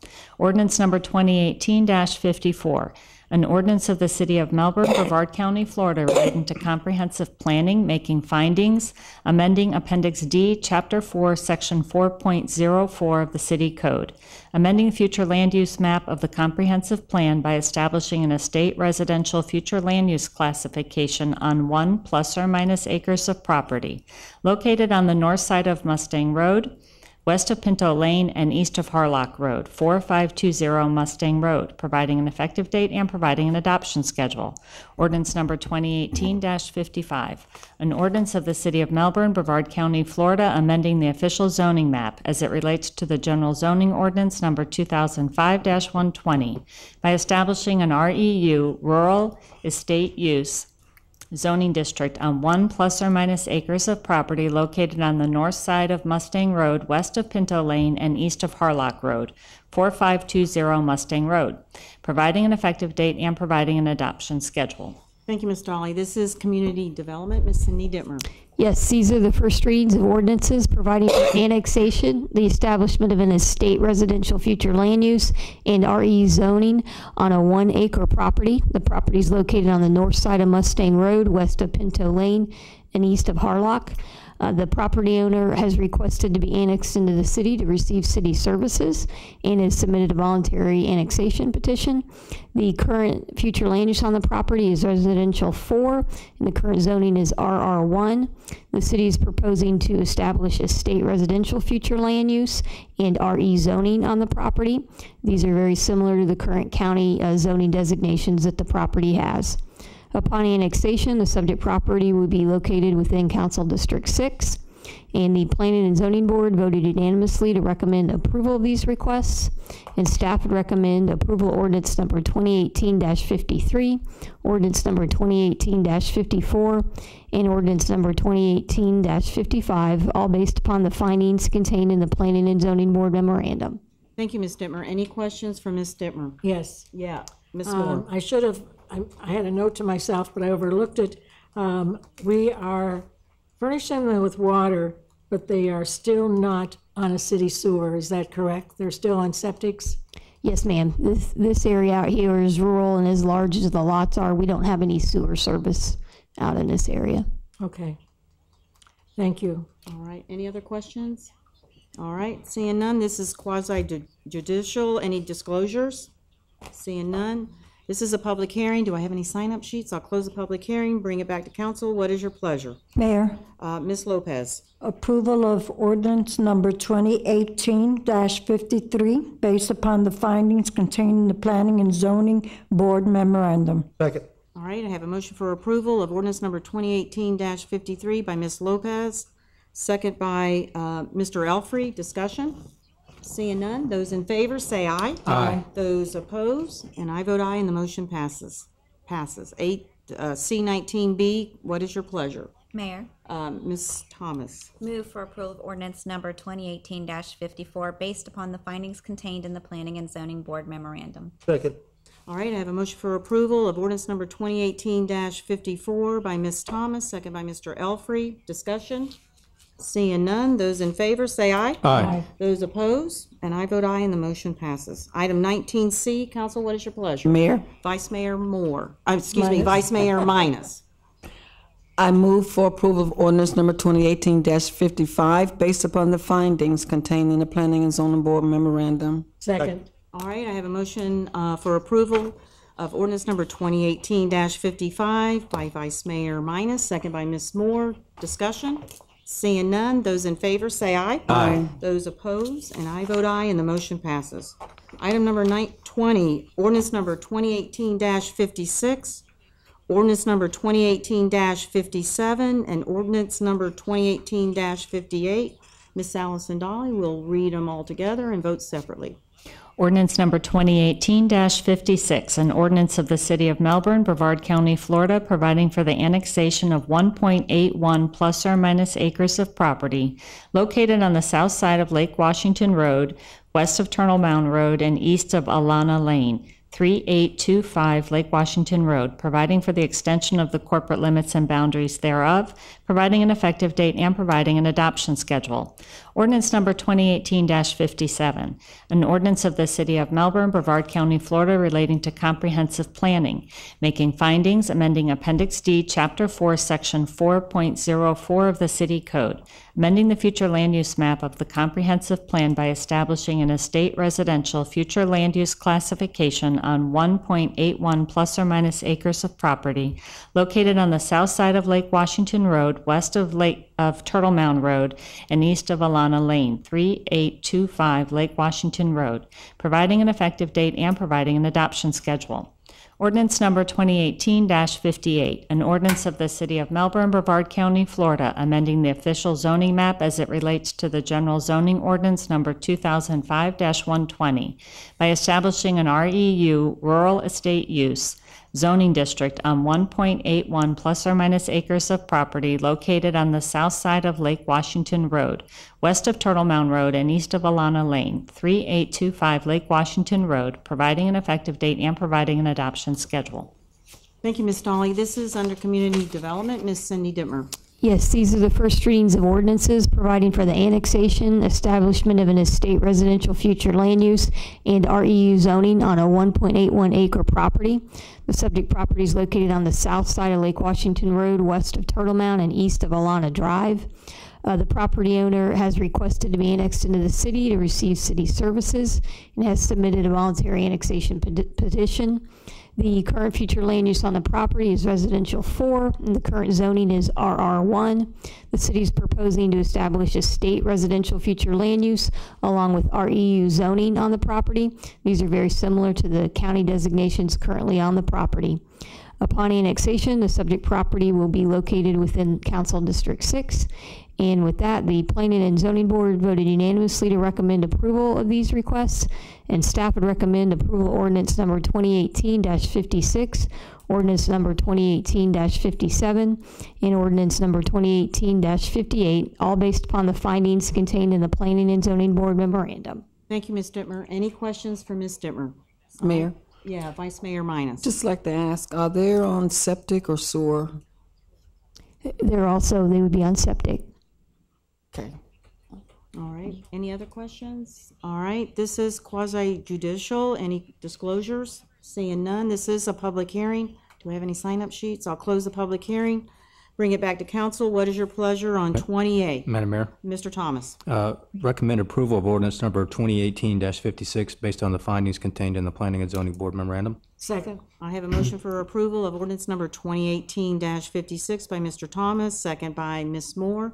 Discussion? Seeing none, those in favor say aye. Aye. Those opposed, and I vote aye, and the motion passes. Item 20B, council, what is your pleasure? Mayor? Vice Mayor Minus. I move for approval of ordinance number 2018-57 based upon the findings contained in the Planning and Zoning Board memorandum. Second. That was close. I have a motion for approval of ordinance number 2018-57 by Vice Mayor Minus, second by Ms. Thomas. Discussion? Seeing none, those in favor say aye. Aye. Those opposed, and I vote aye, and the motion passes. Item 20C, council, what is your pleasure? Mayor. Ms. Thomas. Move for approval of ordinance number 2018-58 based upon the findings contained in the Planning and Zoning Board memorandum. Second. I have a motion for approval of ordinance number 2018-58 by Ms. Thomas, second by Vice Mayor Minus. Discussion? Seeing none, those in favor say aye. Aye. Those opposed, and I vote aye, and the motion passes. Mayor, Yeah, Ms. Lopez. one comment. I would like to welcome all these new residents to District 6, to our city. Okay, very good. We still have second reading, but we'll say it again then too. So thank you, Ms. Lopez. Without objection, council will convene as the Babcock Street Community Redevelopment Agency for the following item, item 21. Approval of a $20,000 facade reimbursement grant program for facade improvements at 201 South Babcock Street and authorization for the city manager to execute the rebate agreement. Ms. Cindy Dittmer. Yes, this is a request for approval of a facade improvement program grant in the amount of $20,000 for exterior renovations to the building located at 201 South Babcock Street. This is the location of OT Trans Incorporated. The proposed exterior improvements will include a new installation of trim, painting of the building, installation of some stone veneer on the facade, replacement of the doors, replacement of the existing fence, and resealing and striping of the front parking lot area. The estimated cost for the eligible exterior improvements is $55,148.50. Therefore, the applicant is eligible for up to a 50% cost of the improvements up to $20,000, and the applicant is requesting the $20,000. The Babcock Street CRA Advisory Committee unanimously voted to recommend that the City Council and the CRA approve $20,000 in CRA funding to OT Trans Inc. for the proposed facade improvements at 201 South Babcock. And staff would also recommend approval of a Babcock Street CRA facade improvement grant in the amount of $20,000 for 201 South Babcock Street, and authorization for the city manager to execute a grant agreement with the applicant. Thank you, Ms. Dittmer. Any questions for Ms. Dittmer? Mr. Alfrey. Oh, yeah, I got quite a few of them on this one. I'm noticing that it's saying there's $2 for every $1 in grant funding. That's correct. I noticed there's only one construction proposal in here. The applicant proposes his own. It's not going through our procurement process or anything. That's their proposal. I understand that, but we're getting $2 for every $1 in grant on one construction proposal that indicates, for example, in the description, general requirements. What would that be in a construction proposal? What are you referencing, Mr. Alfred? I'm sorry. It says that they're charging $3,500 for general requirements, demo, dumpsters, exterior pressure washing, including parking lot. So what I'm getting out of this, they're going to pressure wash the parking lot and put some dumpsters there, and then it says general requirements. But they're billing at $3,500 with a 10% of profit overhead, which would be another be $38.50. This appears high to me, and I just think this is very high. Talking about vinyl fencing for just around the building for $12,250. I'm not going to approve this. I think this is very high. I think in order to get for the $2 for every $1 in grant funding, it came together with just a high estimate. So I will not be approving this.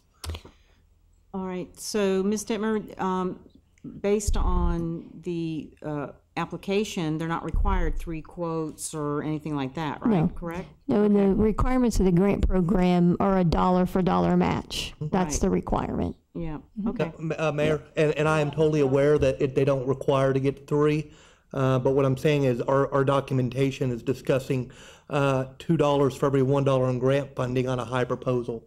So I prefer 3 proposals, so at least we know what the matching grant would be. So again, that's why I'm gonna say no to this. All right. Mayor? Yeah, Ms. Moore. This building has been there for a very long time. It's gone through several businesses, and there's a lot of redevelopment on buildings going on at that area of Babcock Street. And I am really pleased to see that they are improving this building.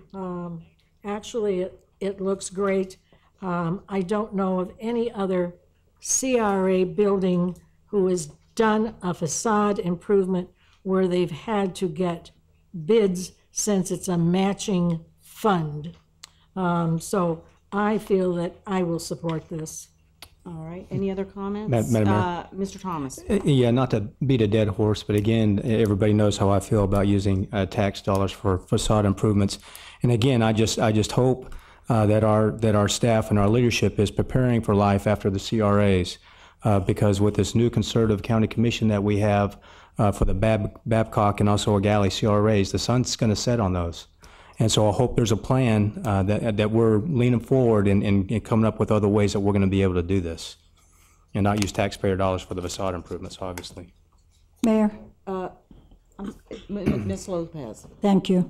My concern has always been whether or not the owner will sell the property afterwards. Now, I know Mr. Gonzalez. He's owned that property for a long time.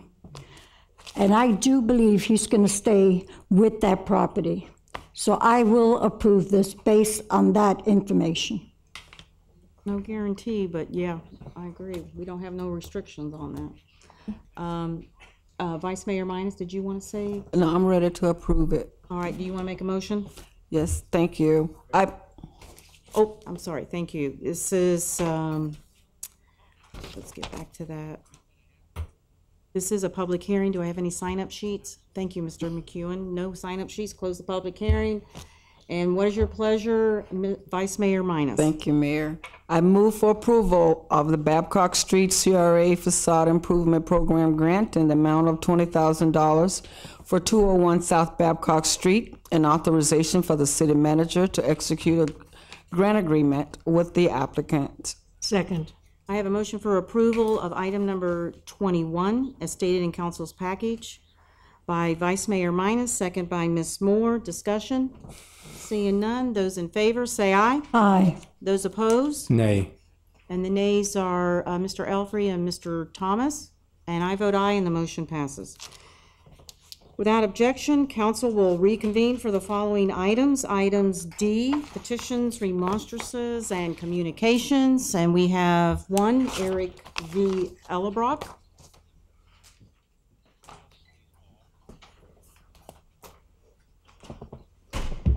Eric V. Ellebrock, 1948 Tyler Avenue.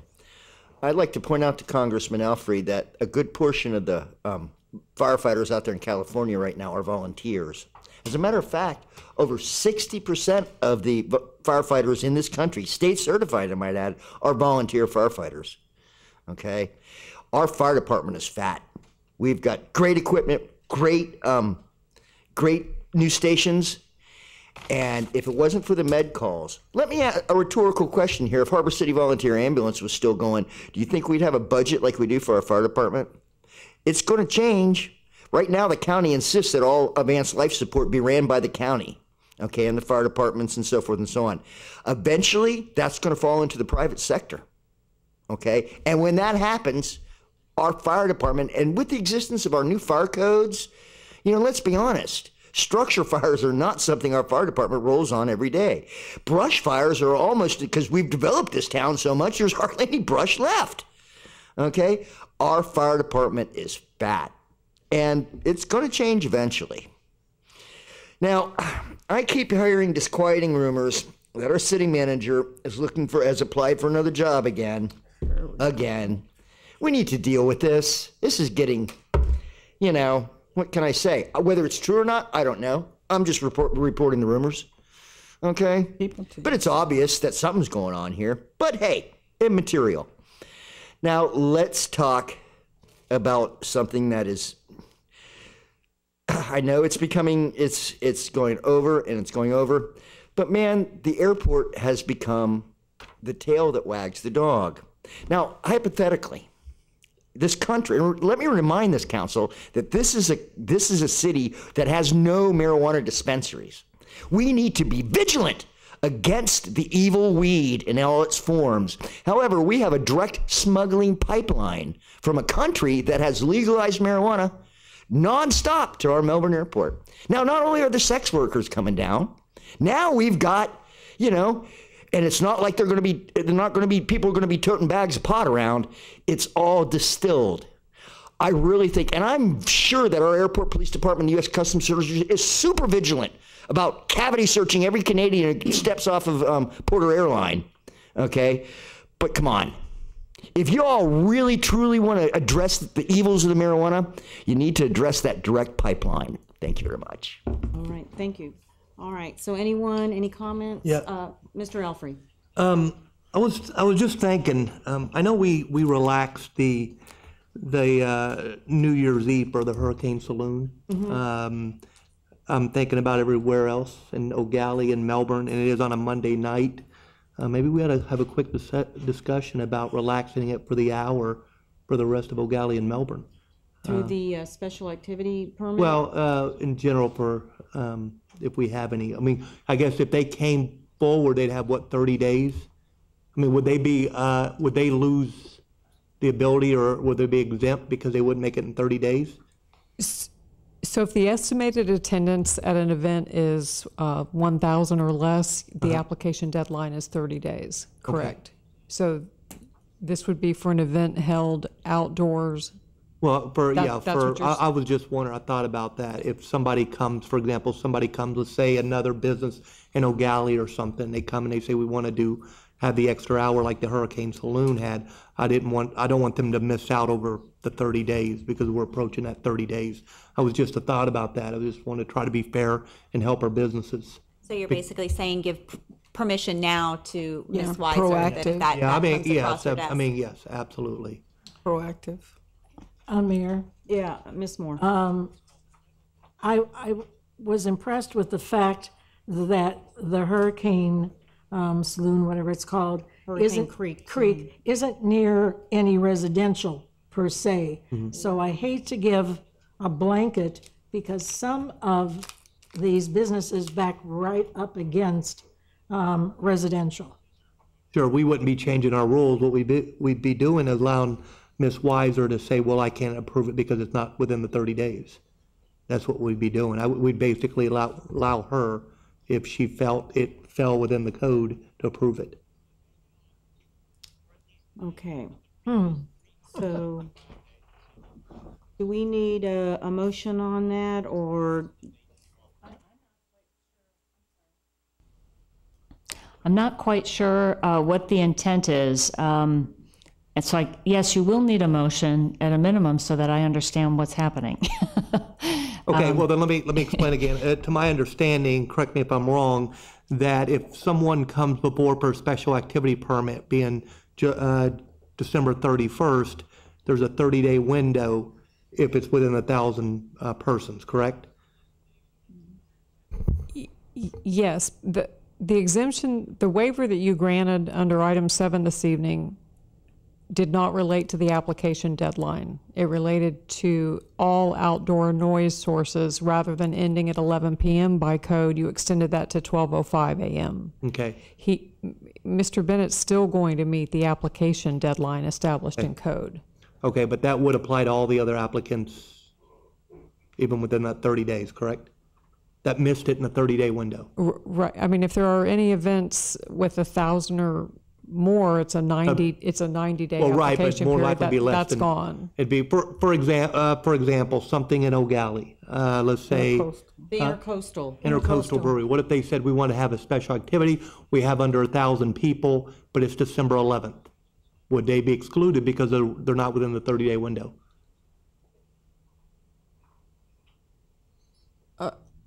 I'm still not clear. We don't have any issues with the application deadline process. That's okay. So we do not. There aren't any issues with that. It has to do with outdoor noise sources ending at 11 p.m.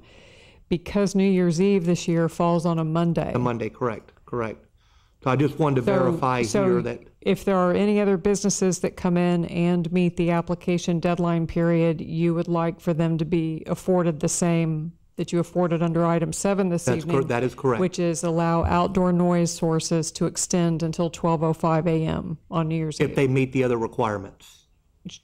Sure, of course. Absolutely. And so yes, go ahead, Ms. Dolly. So if I can ask if we can do this then, whether you want to do the blanket, all special activities that will be able to have loud music until midnight, or exceed the noise ordinance until midnight, or do you want the opportunity to evaluate them at the December 11th meeting? Well, I would probably allow Ms. Weiser to make that call. I'm comfortable with that. I don't think that code will allow you to delegate that because it actually says that you need council approval Okay. to do that. Then that's fine. Then we'll do Okay, the so you want to bring it back on Sure, on December Dece- yes, 11th? and we'll bring them back on December 11th, and if we have any there, then we'll go ahead and go from there Yeah. and decide then. I'm just trying to think ahead on that. Okay. I think Ms. Moore is right. If it's really close to a neighborhood, we get the phone calls. Sure. And they get angry. And I can't say, well, we can't stop, shut it down because it's in the special activity permit. So I think that's a good idea. Mr. McNeese? Mayor, I think that's a fine idea. That would work. But I would add to the conversation, I mean, I've been here now for 5 New Year's Eves. In my memory, we haven't had enforcement issues. We haven't had things go out of control. So I think it's the recognition that a similarly situated business who wanted to do something similar, we wouldn't hold them up for that hour because you've expressed an interest in New Year's Eve and allowing them to do what they want to do. I think that's enough direction for us. And beyond that, I think there may not really be anything we have to cure. Perfect. Okay. All right. Anyone else? Mayor, I have two Yes, things. all right, Ms. Moore. and then you- I believe all of us got a text message from a Kim Conley on the base. Did everyone get this? Yeah, we got an email. Okay, yes. On the cost of our baseball fields for the young players. I would like for us to look at this again. The costs seem to be pretty prohibitive in my estimation. So I am just asking that council look at this situation again and discuss it at the next meeting. We can get some input from Mr. Brisky from Parks and Recreation and talk about it at that meeting. Secondly, do you want that under public comments then? Bring her in? yes. Okay. Yes, All I've right. invited her, and so has I have too. Mr. Thomas has invited her in also to come in and talk to us. She was unable to do it this evening because of a previous commitment. Also, we have talked about keeping our city looking clean and good, but there is an issue with waste management. And I need my city to look at this. And with waste management, if a contractor comes in and cuts down a tree or cuts down a lot of the branches off of your landscape, they are required to take it to the dump, not leave it out in front. If a homeowner does it, it's a different story. And you used to be able to call for the claw truck to come and pick it up if it was cut in 4-foot lengths. Now we're having an issue that they don't want to pick it up unless it's in a container. So we need for our city to find out what it really is. Does it have to be in a container? On Pineapple, we had some tree trimming by homeowners, and it wasn't picked up. So they called, and they were told it had to be in a garbage can out in front.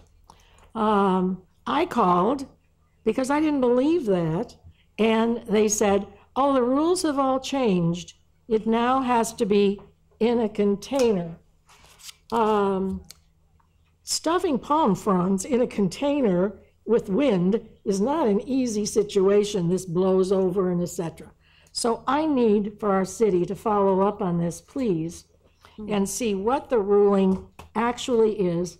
And if they changed it, I would like to see something in our little notices in our water bill saying what you need to do with this yard trash.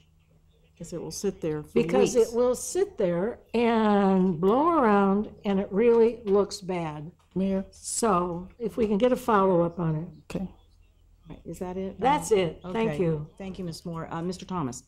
Yes, ma'am. Believe it or not, ladies and gentlemen, we're coming up on 1 year that Gavin Imes lost his life at the crosswalk on Post Road. Oh, wow. So there's That's going to hard be, to believe. yeah, it is. It's Already? hard to A believe. year? Yeah. It's there's going to be a ceremony to honor him at Sherwood Elementary School on December the 14th at 2:30 p.m. Now, December 14th is obviously a Friday. So my understanding from talking to Matt Susan and also Mrs. Imes is there's going to be kind of like a plaque that's going to be put up inside the school.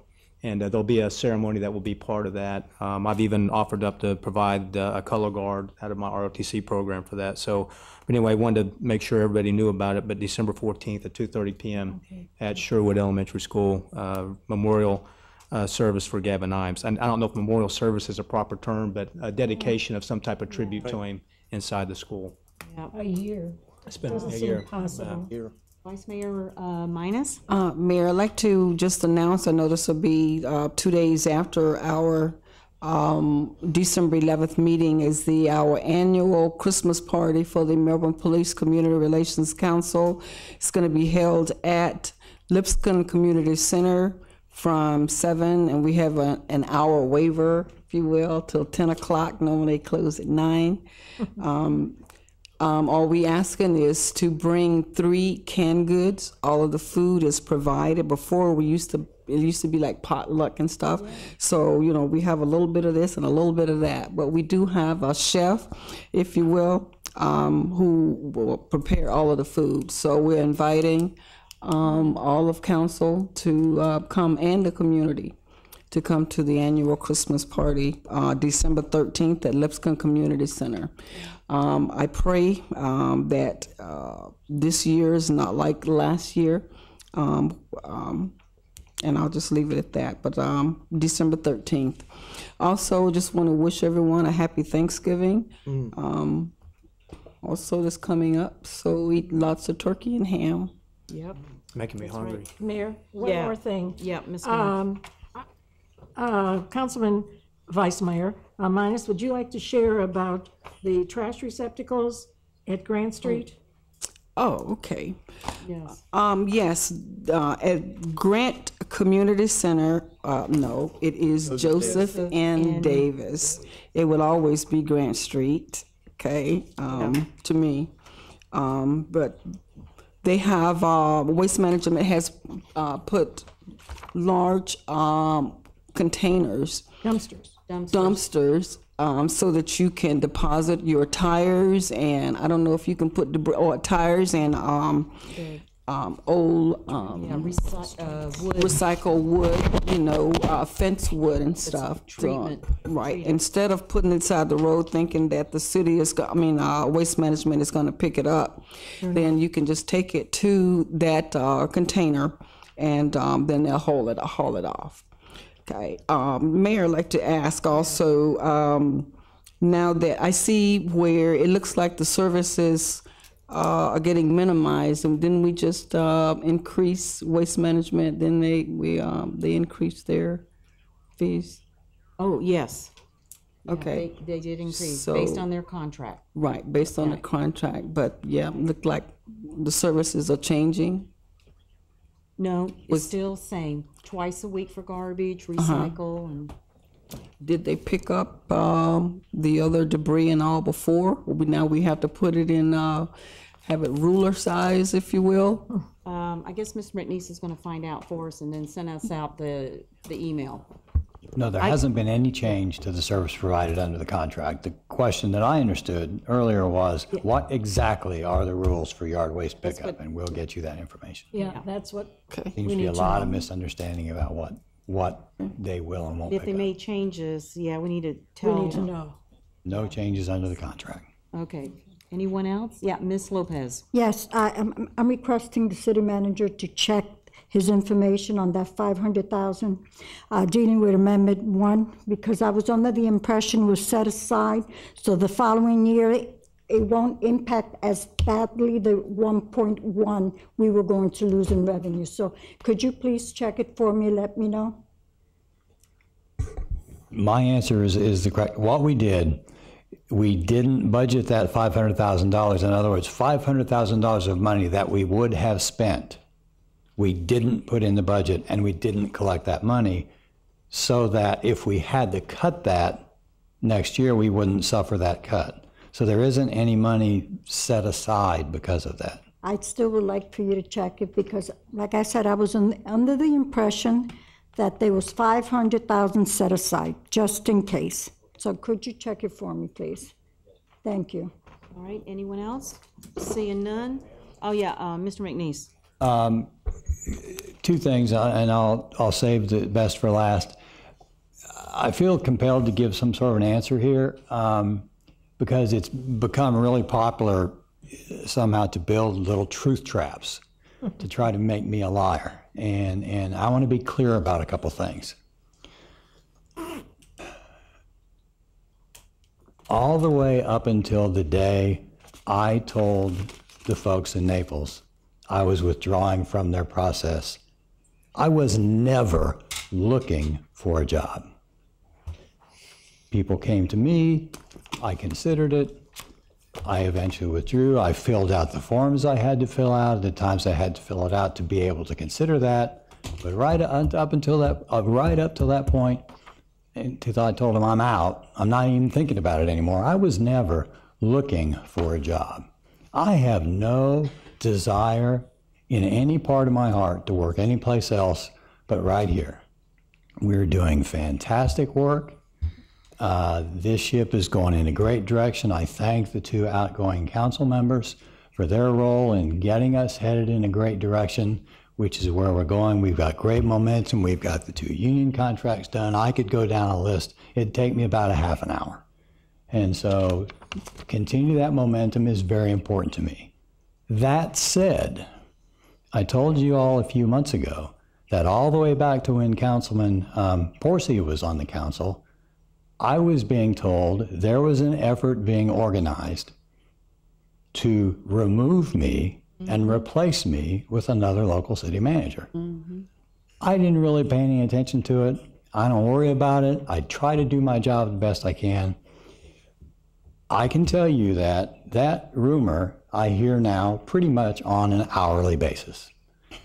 If I weren't aware of other city manager jobs and other opportunities that might be out there, if it goes that way, I would be doing a disservice to my family and myself, and you ought to fire me for being an idiot for not being aware of what my options are and watching out for my own financial future. So let me say this.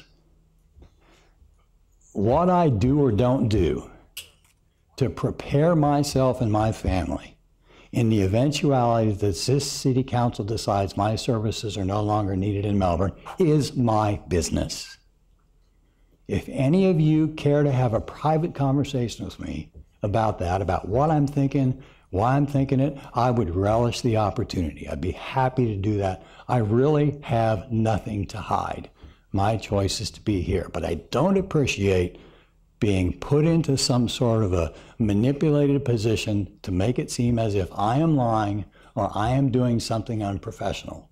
I am not. I am here. I do my duty every day to you and to the citizens of Melbourne, and I'll continue to do that as long as you favor me with the opportunity to do so. When you tell me you choose my services to no longer be here, I'll do that somewhere else. Thank you. I've got to say that because I just got to say that. Mayor? Mr. Alford. I have a response to that. Okay, you brought this up. I'm going to bring this up. You say you weren't looking for another job. However, there's a 108-page application to Naples. It's right here, okay?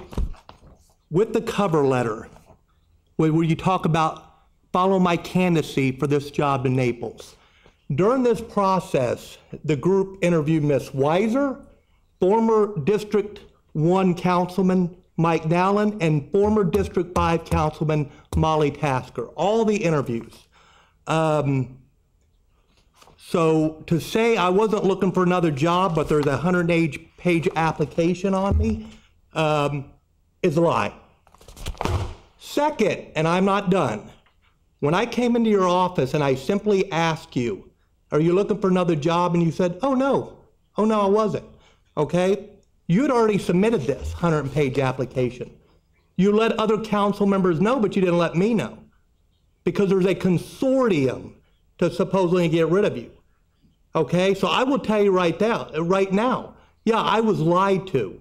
You looked at me in my face and you lied to me. So this 100-page application is not a job application. I'm sure our firefighters and everybody else, they don't do a 100-page application for a job. Okay? So yes, and for you also during this council meeting, would say to me, Councilman Alfrey, I would love to tell you what's going on if you would make the meeting.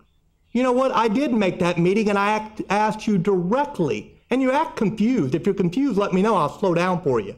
Okay? I asked you and you looked at me in my face and lied to me. You know, when you made that comment, well, if you'd make this meeting, well, I was at the meeting. Second, I'm the only one, to my understanding, that has a meeting with Miss Dolly.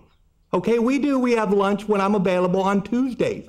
To my understanding, no one else has lunch with Miss Dolly. So do I get more information than anybody else? Or did Miss Dolly provide me the information like you all get it? There's things called cell phones. There's things called emails.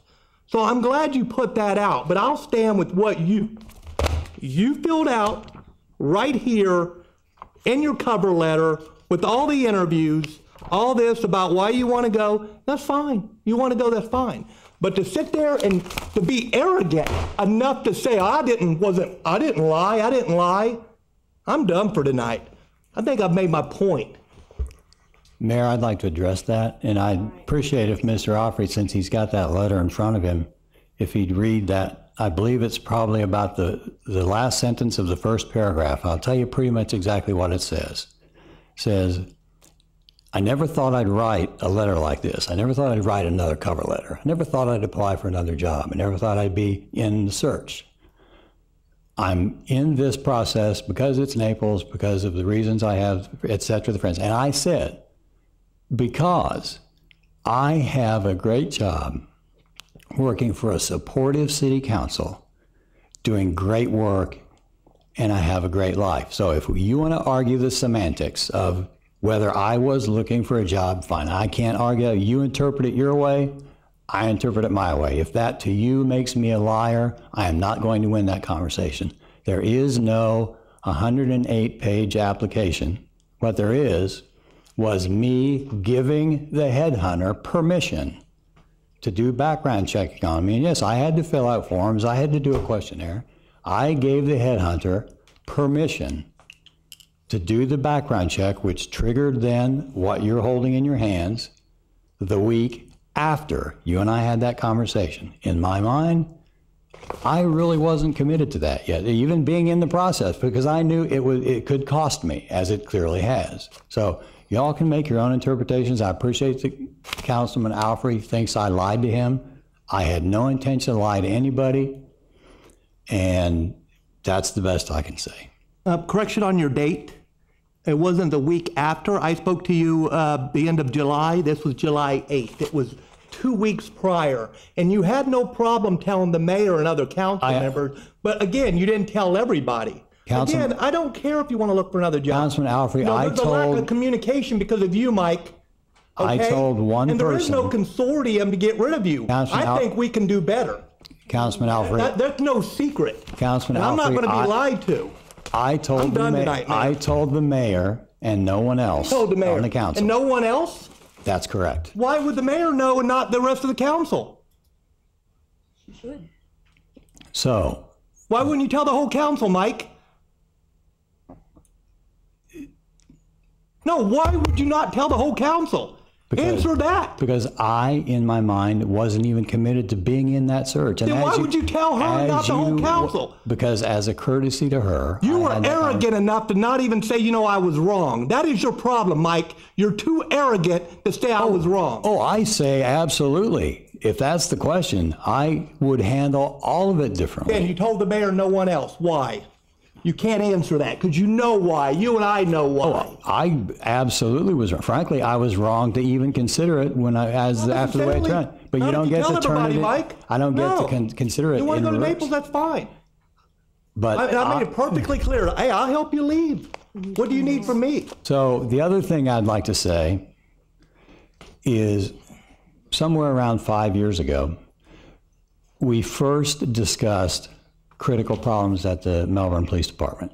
Leaks, mildew, air quality concerns of the staff.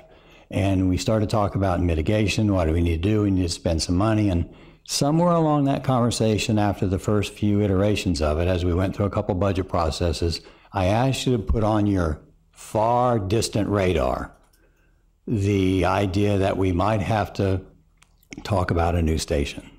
So as we've gone through that process, we've spent the money we spent on mitigation, doing the things we needed to do. And ultimately, as we all know, all the steps we had to go through, taking the thing out for consideration and looking at your options and what eventually we moved forward and got to referendum last week. I want to thank first the council for your wisdom in letting that process play out the way it did. Shannon Lewis, the police chief, the police commanders, PIO Cheryl Mall, and all the folks that were involved in getting a very clear and straightforward message out to the voters. This is what we were asking you to consider, and in a clear, unambiguous way. And most of all, thank you to the voters of Melbourne for the trust they put in us to go out and get this thing done. Now, I think the best reward we can give to the voters of Melbourne is to use this money wisely and well and build them a police station that's going to give them a 50 or 60 or 70 year life. And we commit to doing that. But I want to say thank you to y'all. Thank you to the voters of Melbourne for your support in this, and we'll go and make it happen. All right, Mayor, Vice Mayor Minus. Okay, just want to add, you mentioned Cheryl Mall. Just want to thank her for representing Melbourne in Panama City and Mexico City and all of that up there. We appreciate her doing that. Just to comment, I have a standing 11 o'clock Monday meeting before council meeting with the city manager, and I make that the most of the time as I need to. Most of the time I don't have anything legal that I need to talk to the city attorney for, but my first line of questions or meeting is to the city manager. So that's why on occasion I have been with her, but I don't have any legal issues. So if I have any questions relating to the agenda or anything that's happened to the city, then I go to the city manager. The city manager runs the city of Melbourne. Period. Thank you. All right, Mayor, I move for. I'd like to answer that question that's hanging out there. I shared a very personal discussion about the opportunity in Naples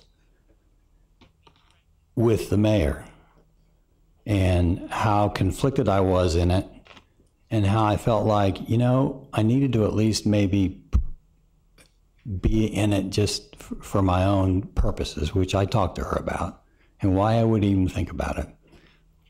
And I talked to her because I trusted that she would not in any way try to use that information against me, or that she would never try to leverage that information in some way to do me harm or put me in jeopardy. Or I trusted her implicitly in that. And frankly, I'll say, maybe I trusted only her, but I did.